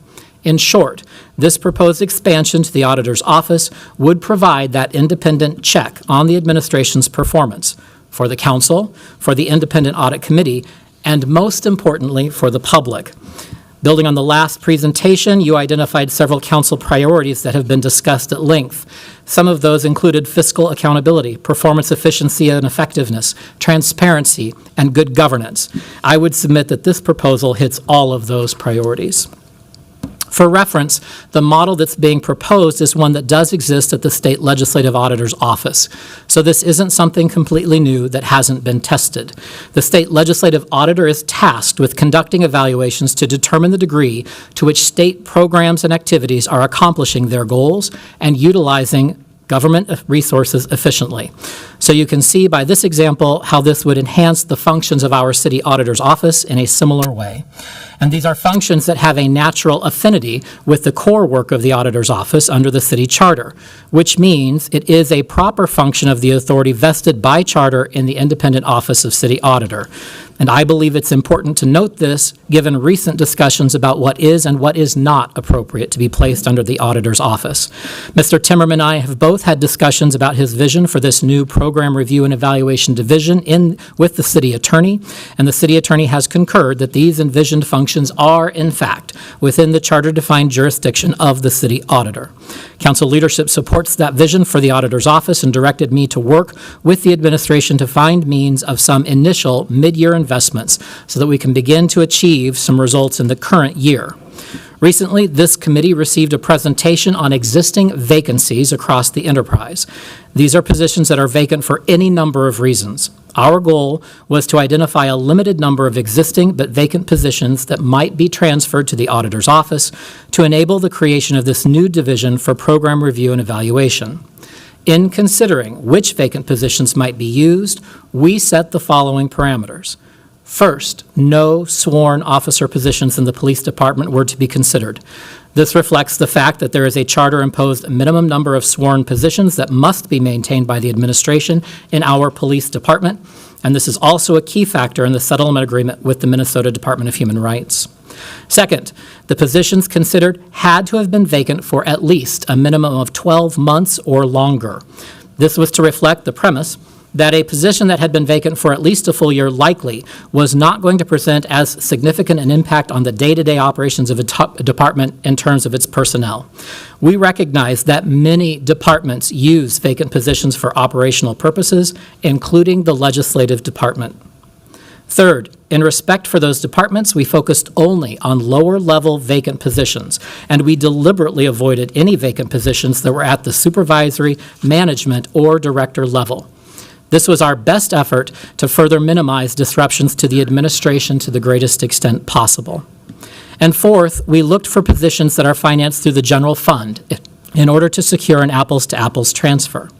So by choosing existing vacant positions at lower levels, we attempted to minimize the disruption of this proposed resource reallocation. By doing so, we've attempted to provide a budget-neutral option that carries forward on an ongoing basis to accommodate the fiscal challenges that the mayor and administration have shared will be confronting the city in the short term. I want to thank my team, especially our Director of Administration, Destiny Zhang, for the work to bring this proposal forward. It is not an easy task to take from one department in order to build up another. That challenge is compounded during tough budget times.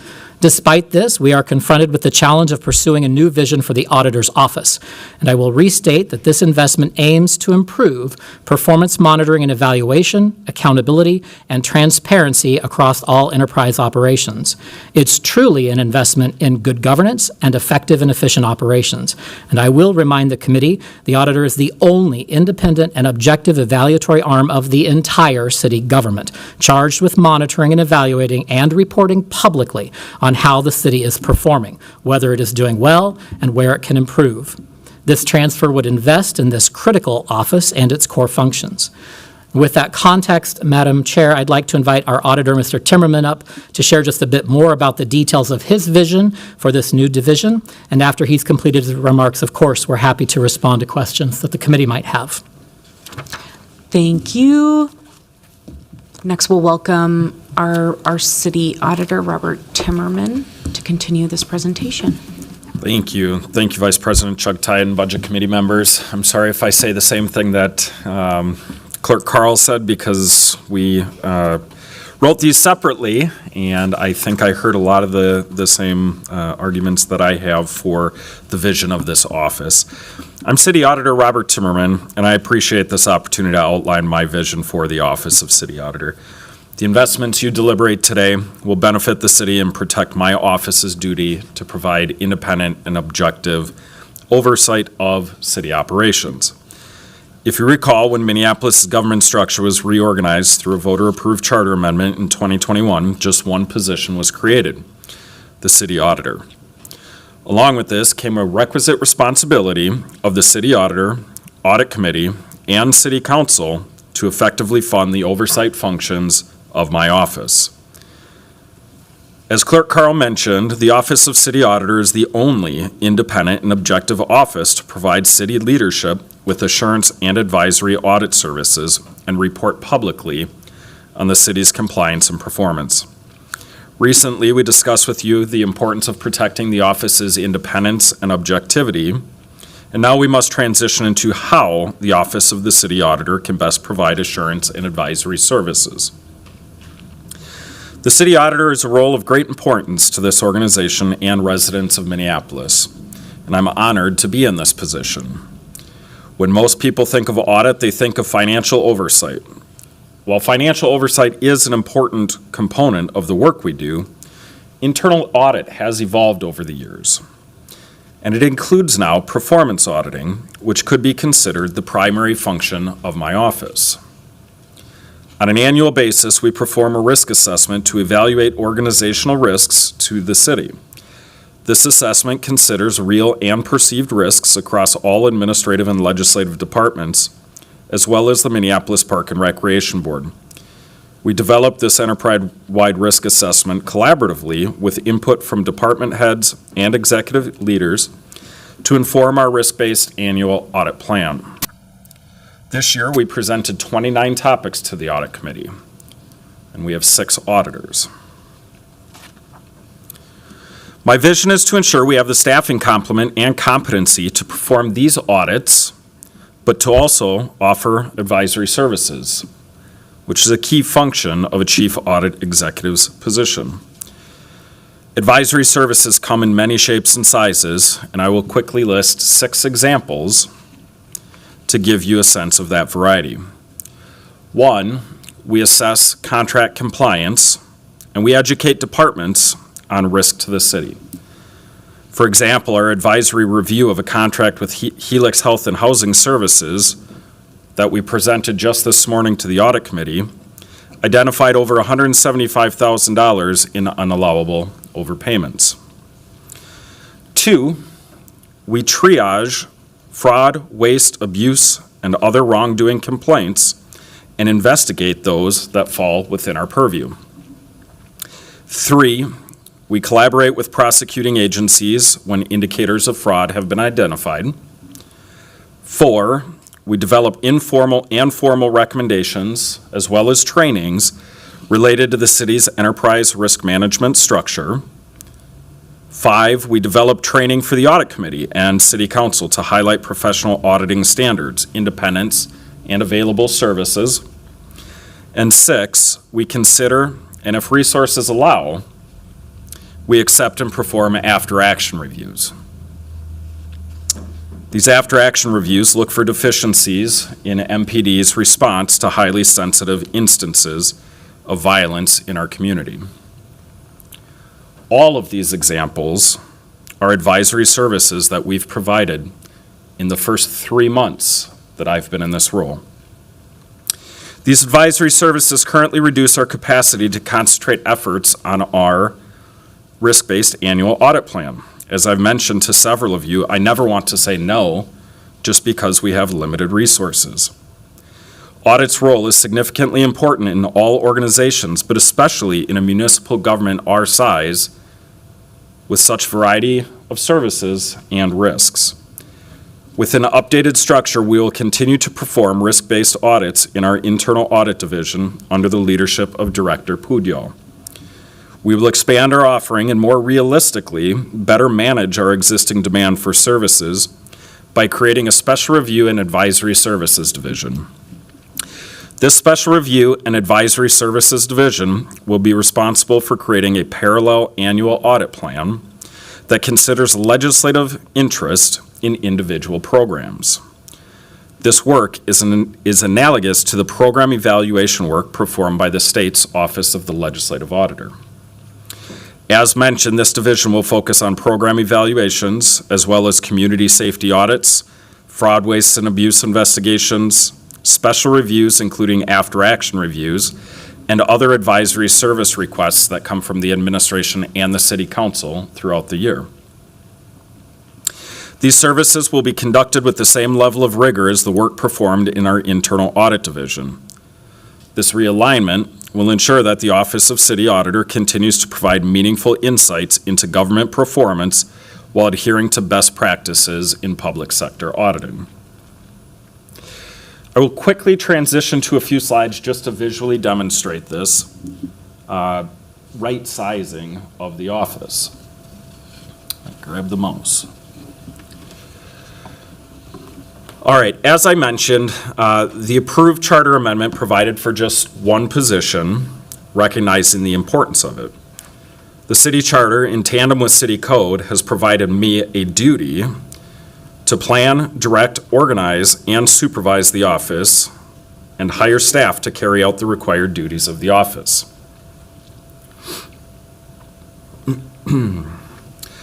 City code also prescribes a duty to the city council to provide for staffing and other resources needed for the effective performance of the city auditor's work. Here's a representation of what the new division will look like, special reviews and advisory services. As I mentioned, it will focus on these items. And these services will be conducted with the same level of independence and rigor as our other audits that you've come accustomed to.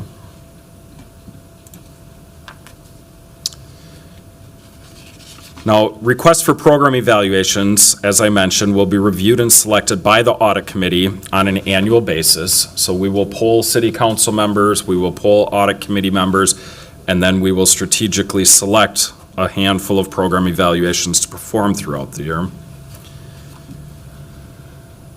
All right, getting into the positions needed to meet the demand of the office. We are looking this year in 2025 to add 4 positions, 2 of which are internal auditors 2 or higher, and that would be positions in the new division. A quality assurance and training manager. This is a position that helps us meet requirements of audit standards. Currently, the IIA as well as the GAO audit standards require certain functions of a quality review of our own work, and we don't currently have anybody functionally to do this work, and also an administrative assistant to help with some of the administration of the office. Moving into 2026, we'll be back probably in a couple weeks talking about the remaining positions. That is the director of the new division, as well as a lead for that division, which we need to create. There's currently no classification for an internal auditor for, but that is a position I am working on creating. And then finally, the code allows for a deputy city auditor, which is something that once these positions are in place, we will need that administrative support to help prop up the divisions.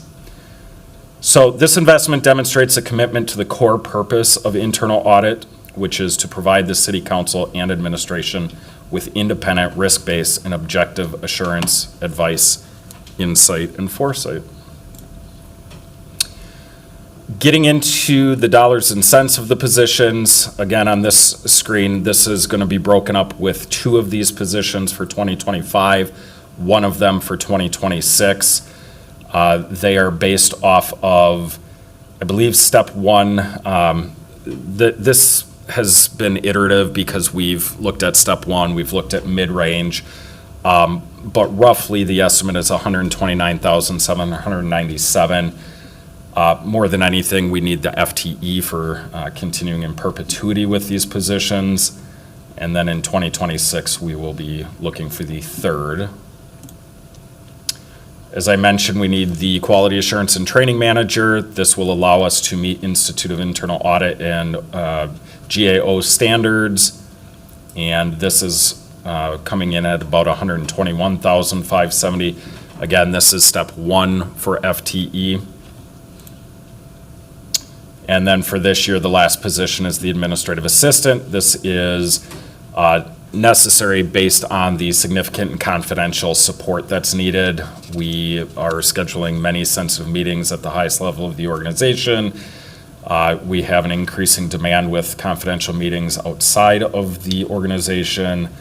It's to provide administrative support in preparing reports, presentations, as you can imagine, or if you have 2.5 hours and want to watch the audit committee meeting from this morning, there's a lot that needs to be prepared for those meetings. And then also assisting in project planning, documentation, and record keeping. Moving into next year, it would be filling the role of the director for the new division. This will be dollars that we put together for the budget proposal for 2026. And the same would be true for the deputy city auditor. All right, so I do want to recognize that the details in making this investment do impact other departments, and I am grateful for council's leadership in considering this. I do believe that from the conversations I've had with you individually, each of you want to see an investment in audit and have an understanding of what oversight and a tone at the top of a control environment looks like. So I do think that this investment demonstrates that tone at the top, and that is something when, if you do, again, go back 2.5 hours this morning, take a look at agenda item number 5 or 6, and we talk about enterprise risk management. And one of the things that is really important in enterprise risk management structure and in governance structure is tone at the top.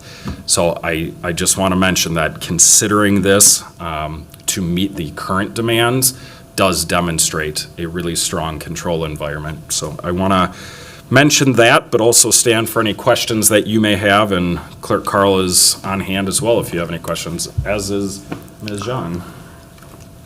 Thank you both for your presentation. Colleagues, are there any questions related to this presentation, either for the city clerk or the city auditor? I'll recognize Councilmember Cashman.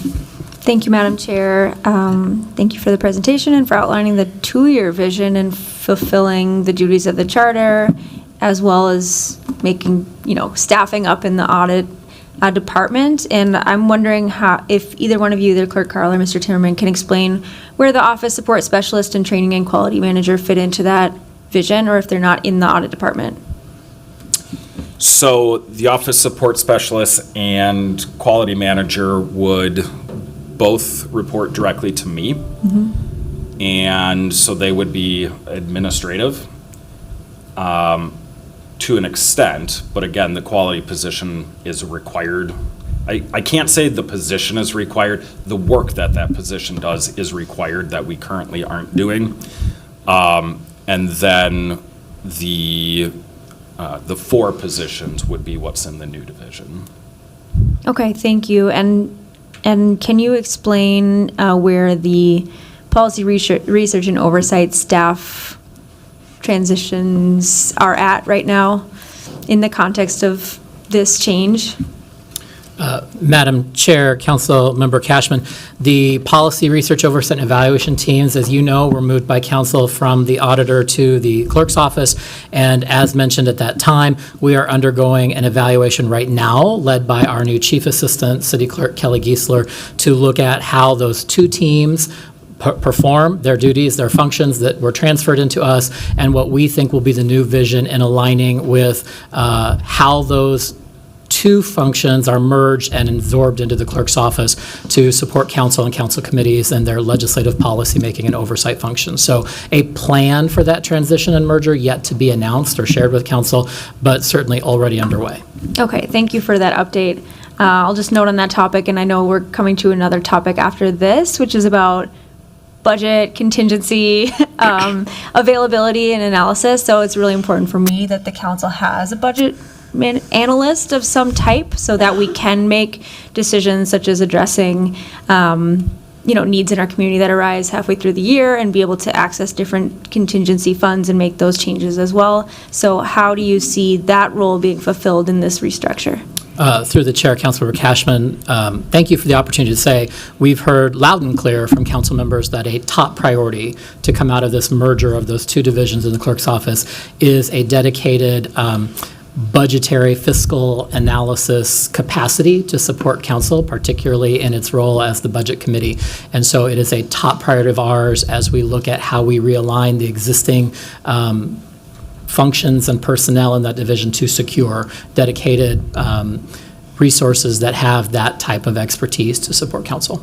Okay, thanks. And if I might just make one more comment, a little unrelated from this conversation, but also a priority for me is this communications role that was budgeted for. And I say this because we've done so many press conferences this year and last year and done a lot of media relations that our policy staff have had to organize themselves without support from the city's communications department and media relations staff. And so I think it's important for council to be able to do that, as well as to correct misinformation in the media and do that work of helping our residents stay educated on the work of the city. Thank you. Thanks. Noted. Councilmember, I'm not sure if this part of your question was addressed directly, but Mr. Clerk, if you'll just come back briefly. Right now, today, as you're working on completing an evaluation of the two divisions that were moved by council action to the office of the city clerk, the day-to-day management supervision of those two divisions is not happening in the office of city auditor. It is happening in the office of city clerk currently. Madam Chair, that's correct. The Chief Assistant City Clerk supervises both of those divisions directly. So those have been moved out of the City Auditor's office. Excellent. Yeah. Awesome. Not seeing any further discussion, but I'll hold, maybe going once, going twice, 3 times.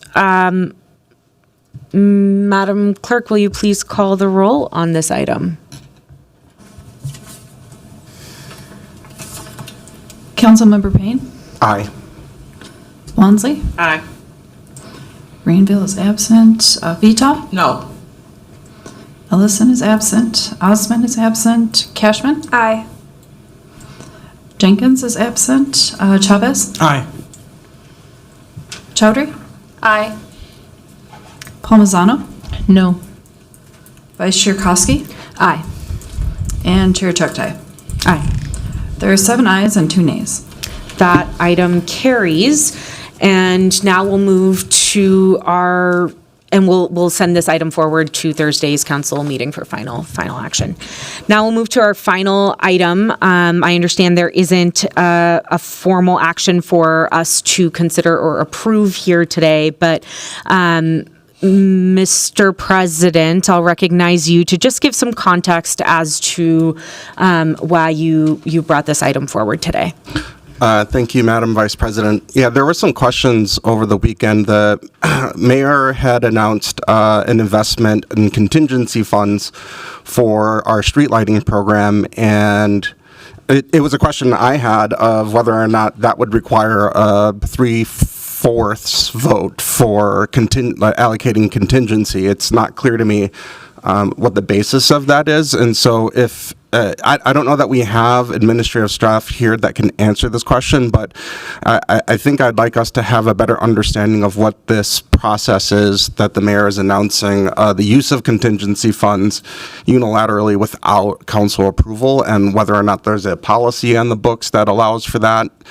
Should it be allowed, and like what are going to be the consequences of making $1 million of investments outside of the budget process? And I don't know if there's actually anybody here that can speak to that, or if anybody on the dais has any further knowledge. Oh, it looks like we have some staff here.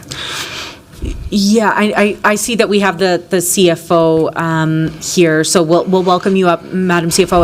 And I think the question is, can you speak to where contingency resources are held in our city and policies that guide the use of contingency? And then we'll go to the city attorney to talk to us about what the charter says about authorizing the use of unplanned expenditures and the use of contingency. So we'll start with you, Madam CFO. Chair Chuck Tai, my name is Dushani Tai, I'm the CFO for the city. I believe you're referring to the press conference the mayor had regarding use of the contingency funds for street light repair. So there is no contingency fund, there is a contingency account that's within the general fund. And Finance Policy 5.1 requires the city to budget 1% of our general fund budget in a contingency account for unplanned use of the funds, expenditures. Primarily, it's Public Works that use the contingency funding, as it's not really a transfer from contingency account to the Public Works Department. It's really at the end of the year, it's a way to balance our general fund. So for example, if we have a heavy snow year, there might be extra potholes that need to be repaired, and the Public Works Department will just overspend their pothole repair budget or snow clearing or buying salt. So there was a need identified to repair street lighting. So the advice or recommendation that Finance gave to Public Works is to go over their street lighting repair budget. They may or may not need it, depending on the rate of spend by year end. So if they do go over budget at year end, we look at their overall Public Works budget to see if they stayed within their overall Public Works budget. If it doesn't, then the Finance Department just balances the general fund when we close out the books at year end. So what's the consequence of those overages on future budgets? I mean, there's a hole somewhere that needs to be filled, correct? So if it's for a planned expenditure like street repair or street light repair, for example, it's a planned expenditure, but we don't know how much we're going to spend for weather-related incidents. So for streetlight repairs, I think the theft of copper wires, I think that was unexpected, or the rate of theft was unexpected, I should say. So it's really hard to plan for that in a regular budget process, so that's why we have contingencies. And I should say the contingencies available for any other department that, for whatever reason, goes over budget for unplanned expenditures. So then would this result in an increase of the property tax levy by $1 million in the next budget year? No, it does not, because the 1% is required by our finance policies to be budgeted within the appropriation. So when the city council adopts the budget at year end, there is an account that's called the contingency as part of the adopted budget, which is 1% of our overall general fund. So then when I recalled we wanted to make an investment in an unplanned, shutting down of a homeless shelter and we needed to secure 10 votes in that scenario. How is this different? This is different because the street light repair is a program that the city currently has with the budget. Pothole repair is also a line item within the Public Works budget. Shutting down an encampment, it may be part of a department budget, but I'm not familiar with that process. But usually it's for a department that has an existing program that goes over budget. So, I'm just looking at $1 million. It's a significant amount of money. Is there guardrails or parameters on when you would actually need a council approval to go over budget in these cases? Is it over, a certain percentage of the budgeted amount? Is it an absolute dollar amount of the budgeted amount? Or is there no instance where a council action would be required in these scenarios? If the Public Works Department uses the entire contingency, which is 1% of the general fund budget, and they need more than that, then there would be a need for council action. We would need to dip into the fund balance. Fund balance is not appropriated, contingency is appropriated. Do you have a sense of what the percentage is in this scenario? It's 1% of the general fund, so it would be $6 million. Of That is the contingency. Public Works general fund allocation? No, that's the contingency account is $6 million for the general fund. So that's shared across all departments? It's All not by department departments, specific? yes. Should it be department specific from a control perspective? No, it should not be because it's a safeguard for the general fund. So we do not have to shut down operations of the city for any unplanned expenditures that are already part of the budget process.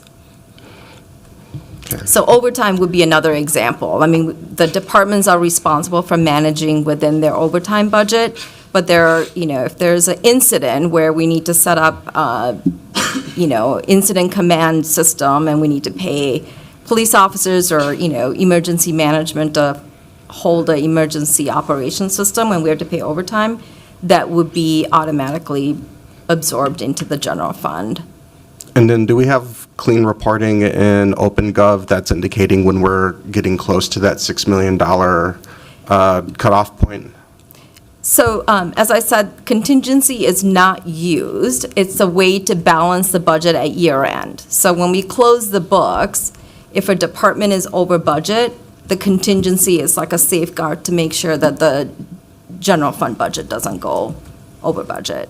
It's not dedicated to any department specifically. Right. So we may use $1 million to do street light repair, but we may end up over budget and overtime for the police department. And at some point, if we're not tracking that, wouldn't we be at risk of going over that 1% contingency? Oh, absolutely. Yeah, that's why we do the quarterly reporting and we come to council with our quarterly budget status report. So, you would know if we're going over budget in the general fund at that time. So I guess that's my question. If in the quarterly report, which is a point in time retrospective look, if we're over that 1% spending, we would have violated our policy by then, right? Like what's the, it feels like council is kind of out of the loop of this entire process. I'm trying to understand what are the controls in place to make sure that there's some transparency and accountability to make sure that we don't accidentally go over our allocated 1% contingency and that we have some sort of corrective action if that is the case. Absolutely. Councilmember Payne, the quarterly reports, they do have a projection, so it's a snapshot in time, but they do have a projection for year end. So in this case, we will monitor the streetlight repair budget for Public Works, and if it looks like they're going over budget, or we can estimate what that overage might be, we will be monitoring that usage to make sure that we don't go over budget in the finance department of the $6 million. Okay. I should also note that the 1 million is an estimate. Public Works has, done some work to make that recommendation, but I'm not sure if the rate of spend will be exactly $1 million by year end. It could be less, it could be a little bit over. Okay, that was all my questions. Thank you. Thank you. I see that we have a few council members in queue, but just noting here that, you know, the 1% of the general fund that we keep in our contingency account is one that requires authorization of the council to use. And this was, you know, this is something that has been discussed actually several times throughout my almost 3.5 years on the council, but has come up just in the last year a couple of times. And specifically, I'll note that, you know, the last year, I think, when we were discussing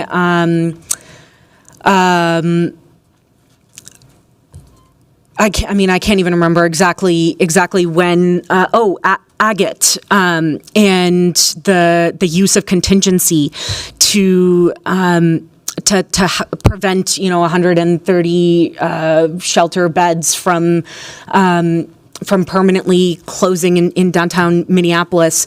I pulled up the email chain because I wanted to make sure that I had not forgotten or made up this back and forth with the city attorney. But you know, the city attorney was very clearly states here that that any use of contingency, which inherently is an unplanned expense, otherwise it is not an appropriate use of contingency in the first place, requires a 3/4 vote of the council by charter, which is 10 members of this body have to vote to authorize a use of contingency.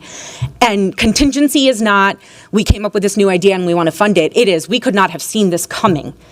And so now we need your authorization to use this money for this thing that we could not have expected. For the last 3 years, we've known about copper wire thefts as it relates to streetlights. Like right before the budget, back when I think it was our first year, my first year on the council, back when the current COO was the Public Works Director, she sent us this long email detailing all the things that Public Works was doing to address copper wire thefts as it related to streetlights and streetlight repair. So I guess I just would challenge that there is never really an appropriate use of contingency without council approval. I see, I'm going to just go to the queue. I apologize. Councilmember Chavez, then Cashman, then Vice Chair Koski. Thank you, Council Vice President Chuck Tai. I do support, you know, making sure that we can get more of these streetlights fixed across the city of Minneapolis. That obviously means more funding to make sure that we address this issue that is impacting many of our residents across the city. And at the same time, this conversation is becoming a little difficult because somehow, but we want to use this funding for housing, which is a human right, which is an emergency, which is impacting our city residents. Somehow, in this body, it became so controversial that we had to find a different pathway. But now somehow here, through executive action, without a vote through the city council, when money is just moving, $1 million is just moving, that's confusing. So I'd like a memo. I'd like a memo from a city attorney's office to see how that is even possible. Why is it that when we wanted to move funding for homelessness, it required a 3/4 vote on the city council, but now when the mayor sees an issue that we've been having lights out for years in the city of Minneapolis, for years. This should have been dealt with a long time ago. $1 million can just move like that. That's I don't know how that happens. I'd like to get a memo on that. I'd like to know what the guardrails are. I'd like to see us diving deeper into our financial policies to figure out if there's something in there that is allowing for this to happen. Because if you can move $1 million just like that, what else can you move $1 million for? And then I'd like a report on how we have used the contingency fund since 2017 till now. So if our clerks can please help me write that down. Since 2017, how have you used the contingency fund? And I'd like a report back on that. Thank you. Chair Chuktai, may I address one of the statements that was made? Which one? No funds will be moved to Public Works. So I just want to make Contingency dollars are still moving. They're not moving. Well, they're being used. They may or may, so I just want to clarify. So we're not moving funds out of the contingency account into Public Works, right? So there is no transfer of funds. So in the agate example, Councilmember Chavez, we would have had to move funds out of the contingency because it would have been, going into a contract that we would have need to move funds out of. That would have taken council action. Isn't that what the what the press conference was, which was use city channels to communicate we're using $1 million of contingency funding for street light repair when there's no, are you calling dibs on $1 million?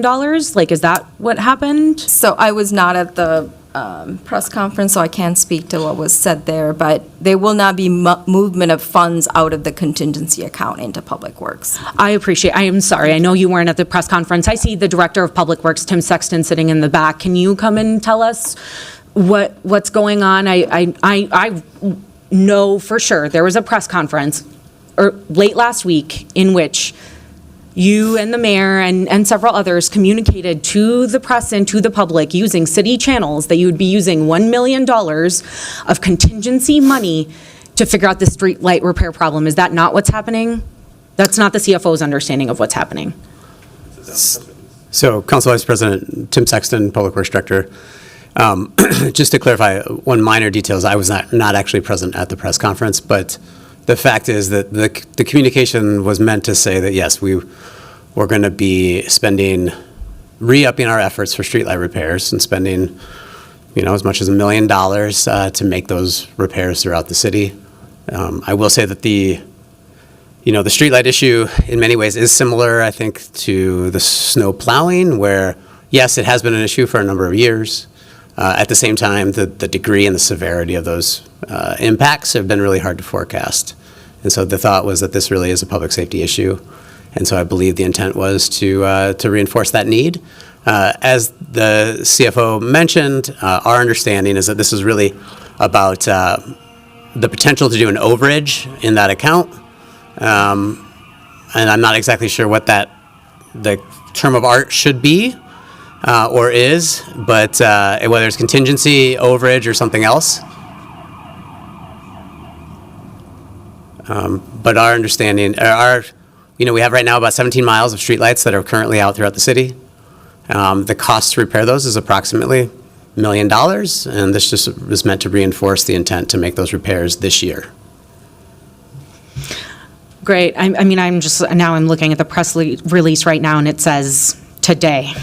Mayor Frey and City of Minneapolis leaders announced they will direct, that's the word, direct, $1 million from the city's contingency funds to address street light outages caused by copper wire theft. Just, those were the words that were used. Okay. Councilmember Chavez, any further questions? Yes. Finishing off the last part, which also said, with $1 million from our contingency fund, we're ramping up repairs on the 450 damaged streetlights, and it was in the press release as well. So continuing to use the word contingency fund that we are moving, the mayor is moving, using $1 million from contingency fund. Again, it does not make sense when we're told that we have to take a 10 votes, 3/4 majority on the city council to use contingency funding, and somehow it's not needed here.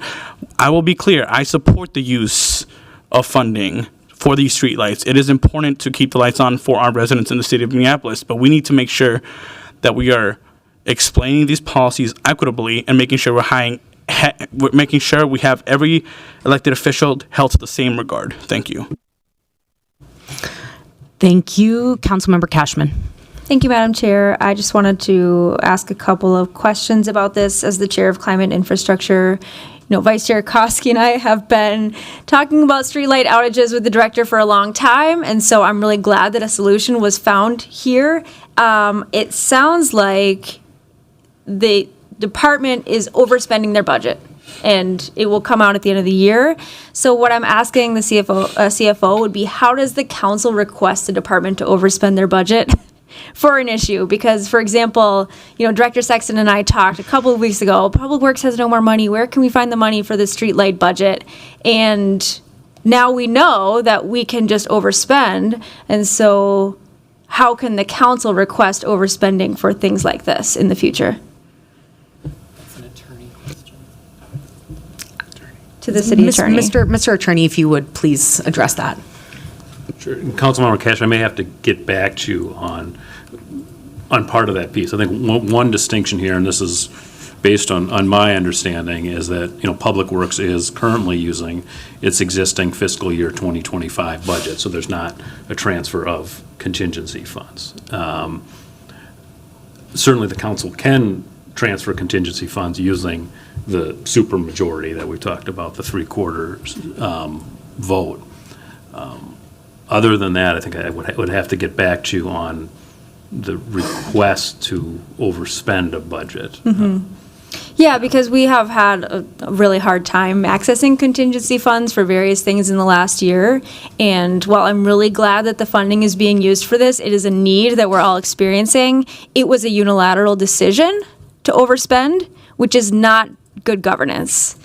And we, as the oversight body, are tasked with figuring out how do these decisions get made in transparent ways. And so if the mayor has the ability to ask a department to overspend on their budget to fill a need all of a sudden that we all know is there, then how can the council have the same authority and process to do the same? Councilmember Cashman, Committee Chair Chuck Dye, one thing I did think about is, of course, the council can amend the budget if it, without a supermajority, if it wanted to direct more money to a department for something specific. Yes, and I was told by the director that there was clear directive for no mid-year budget amendments and that was off the table, which is why we didn't go down that route. So I think the mayor then, created a mid-year budget amendment of his own accord without our approval. And so I would like to know, in Councilmember Chavez's memo is how in the future the council could request a department to overspend would be another question. And then at what point will we learn the extent of that overspending? And this might be a question for you, CFO Dye, because I know last year at the end of the year when we did departmental budget presentations, many departments said they overspent. I remember the city assessor's office overspent by $1 million because they did salary, wage increases. And so how are we going to be able to track how many departments are overspending by $1 million and when we're getting to that $6 million threshold? Hi, Councilmember Cashman. So our next quarterly report will be the second quarterly report, probably coming to Budget Committee sometime in September. August-September timeline, then you can see the rate of spend for each of the departments. The controller will be presenting for all of the departments, and then you may focus on the general fund to see if the overall spend is going over the allocated amount for each of the departments. And thank you. When we get the final point in time report, will it be cumulative through the whole year? Yes. Okay, so we will be able to see. At what point will that be in Q3? Will be our last one, or will it be near the end of the year?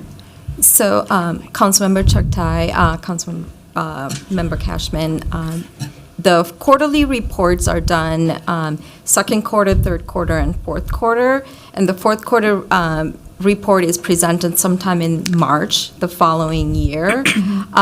So you can see the year-end balances at that time once the books are closed. I'd just like to say, overspending is not necessarily a bad thing if it indicates that there's a need that needed to be met. I think underspending is also something to take note of so that we can adjust the budget at the end of the year accordingly to fit the reality, what was actually needed and what was spent. And I just don't think there should be a double standard in terms of mid-year budget amendments. And we should all have the ability to make those changes and be flexible with our budgets throughout the year. Thank you. So we've got the Planning Commission meeting this afternoon as well. So we need to wrap up here in the next couple of minutes. What I can do is make sure to send an email to all committee members and make sure to note any questions you may have. which will then go to the clerks to be included in this response memo from the city attorney and the CFO and the Director of Public Works to respond to. And if needed, we can assess additional things we need to do here to track this issue, and, you know, anything from, perhaps it looks like us holding a hearing to really assess what happened here and what types of misuses of contingency, which, you know, I think it, you know, is concerning to all of us, can be used in the future. With that, we've concluded all business to come before the committee today, and without objection, we stand adjourned. Thank you all.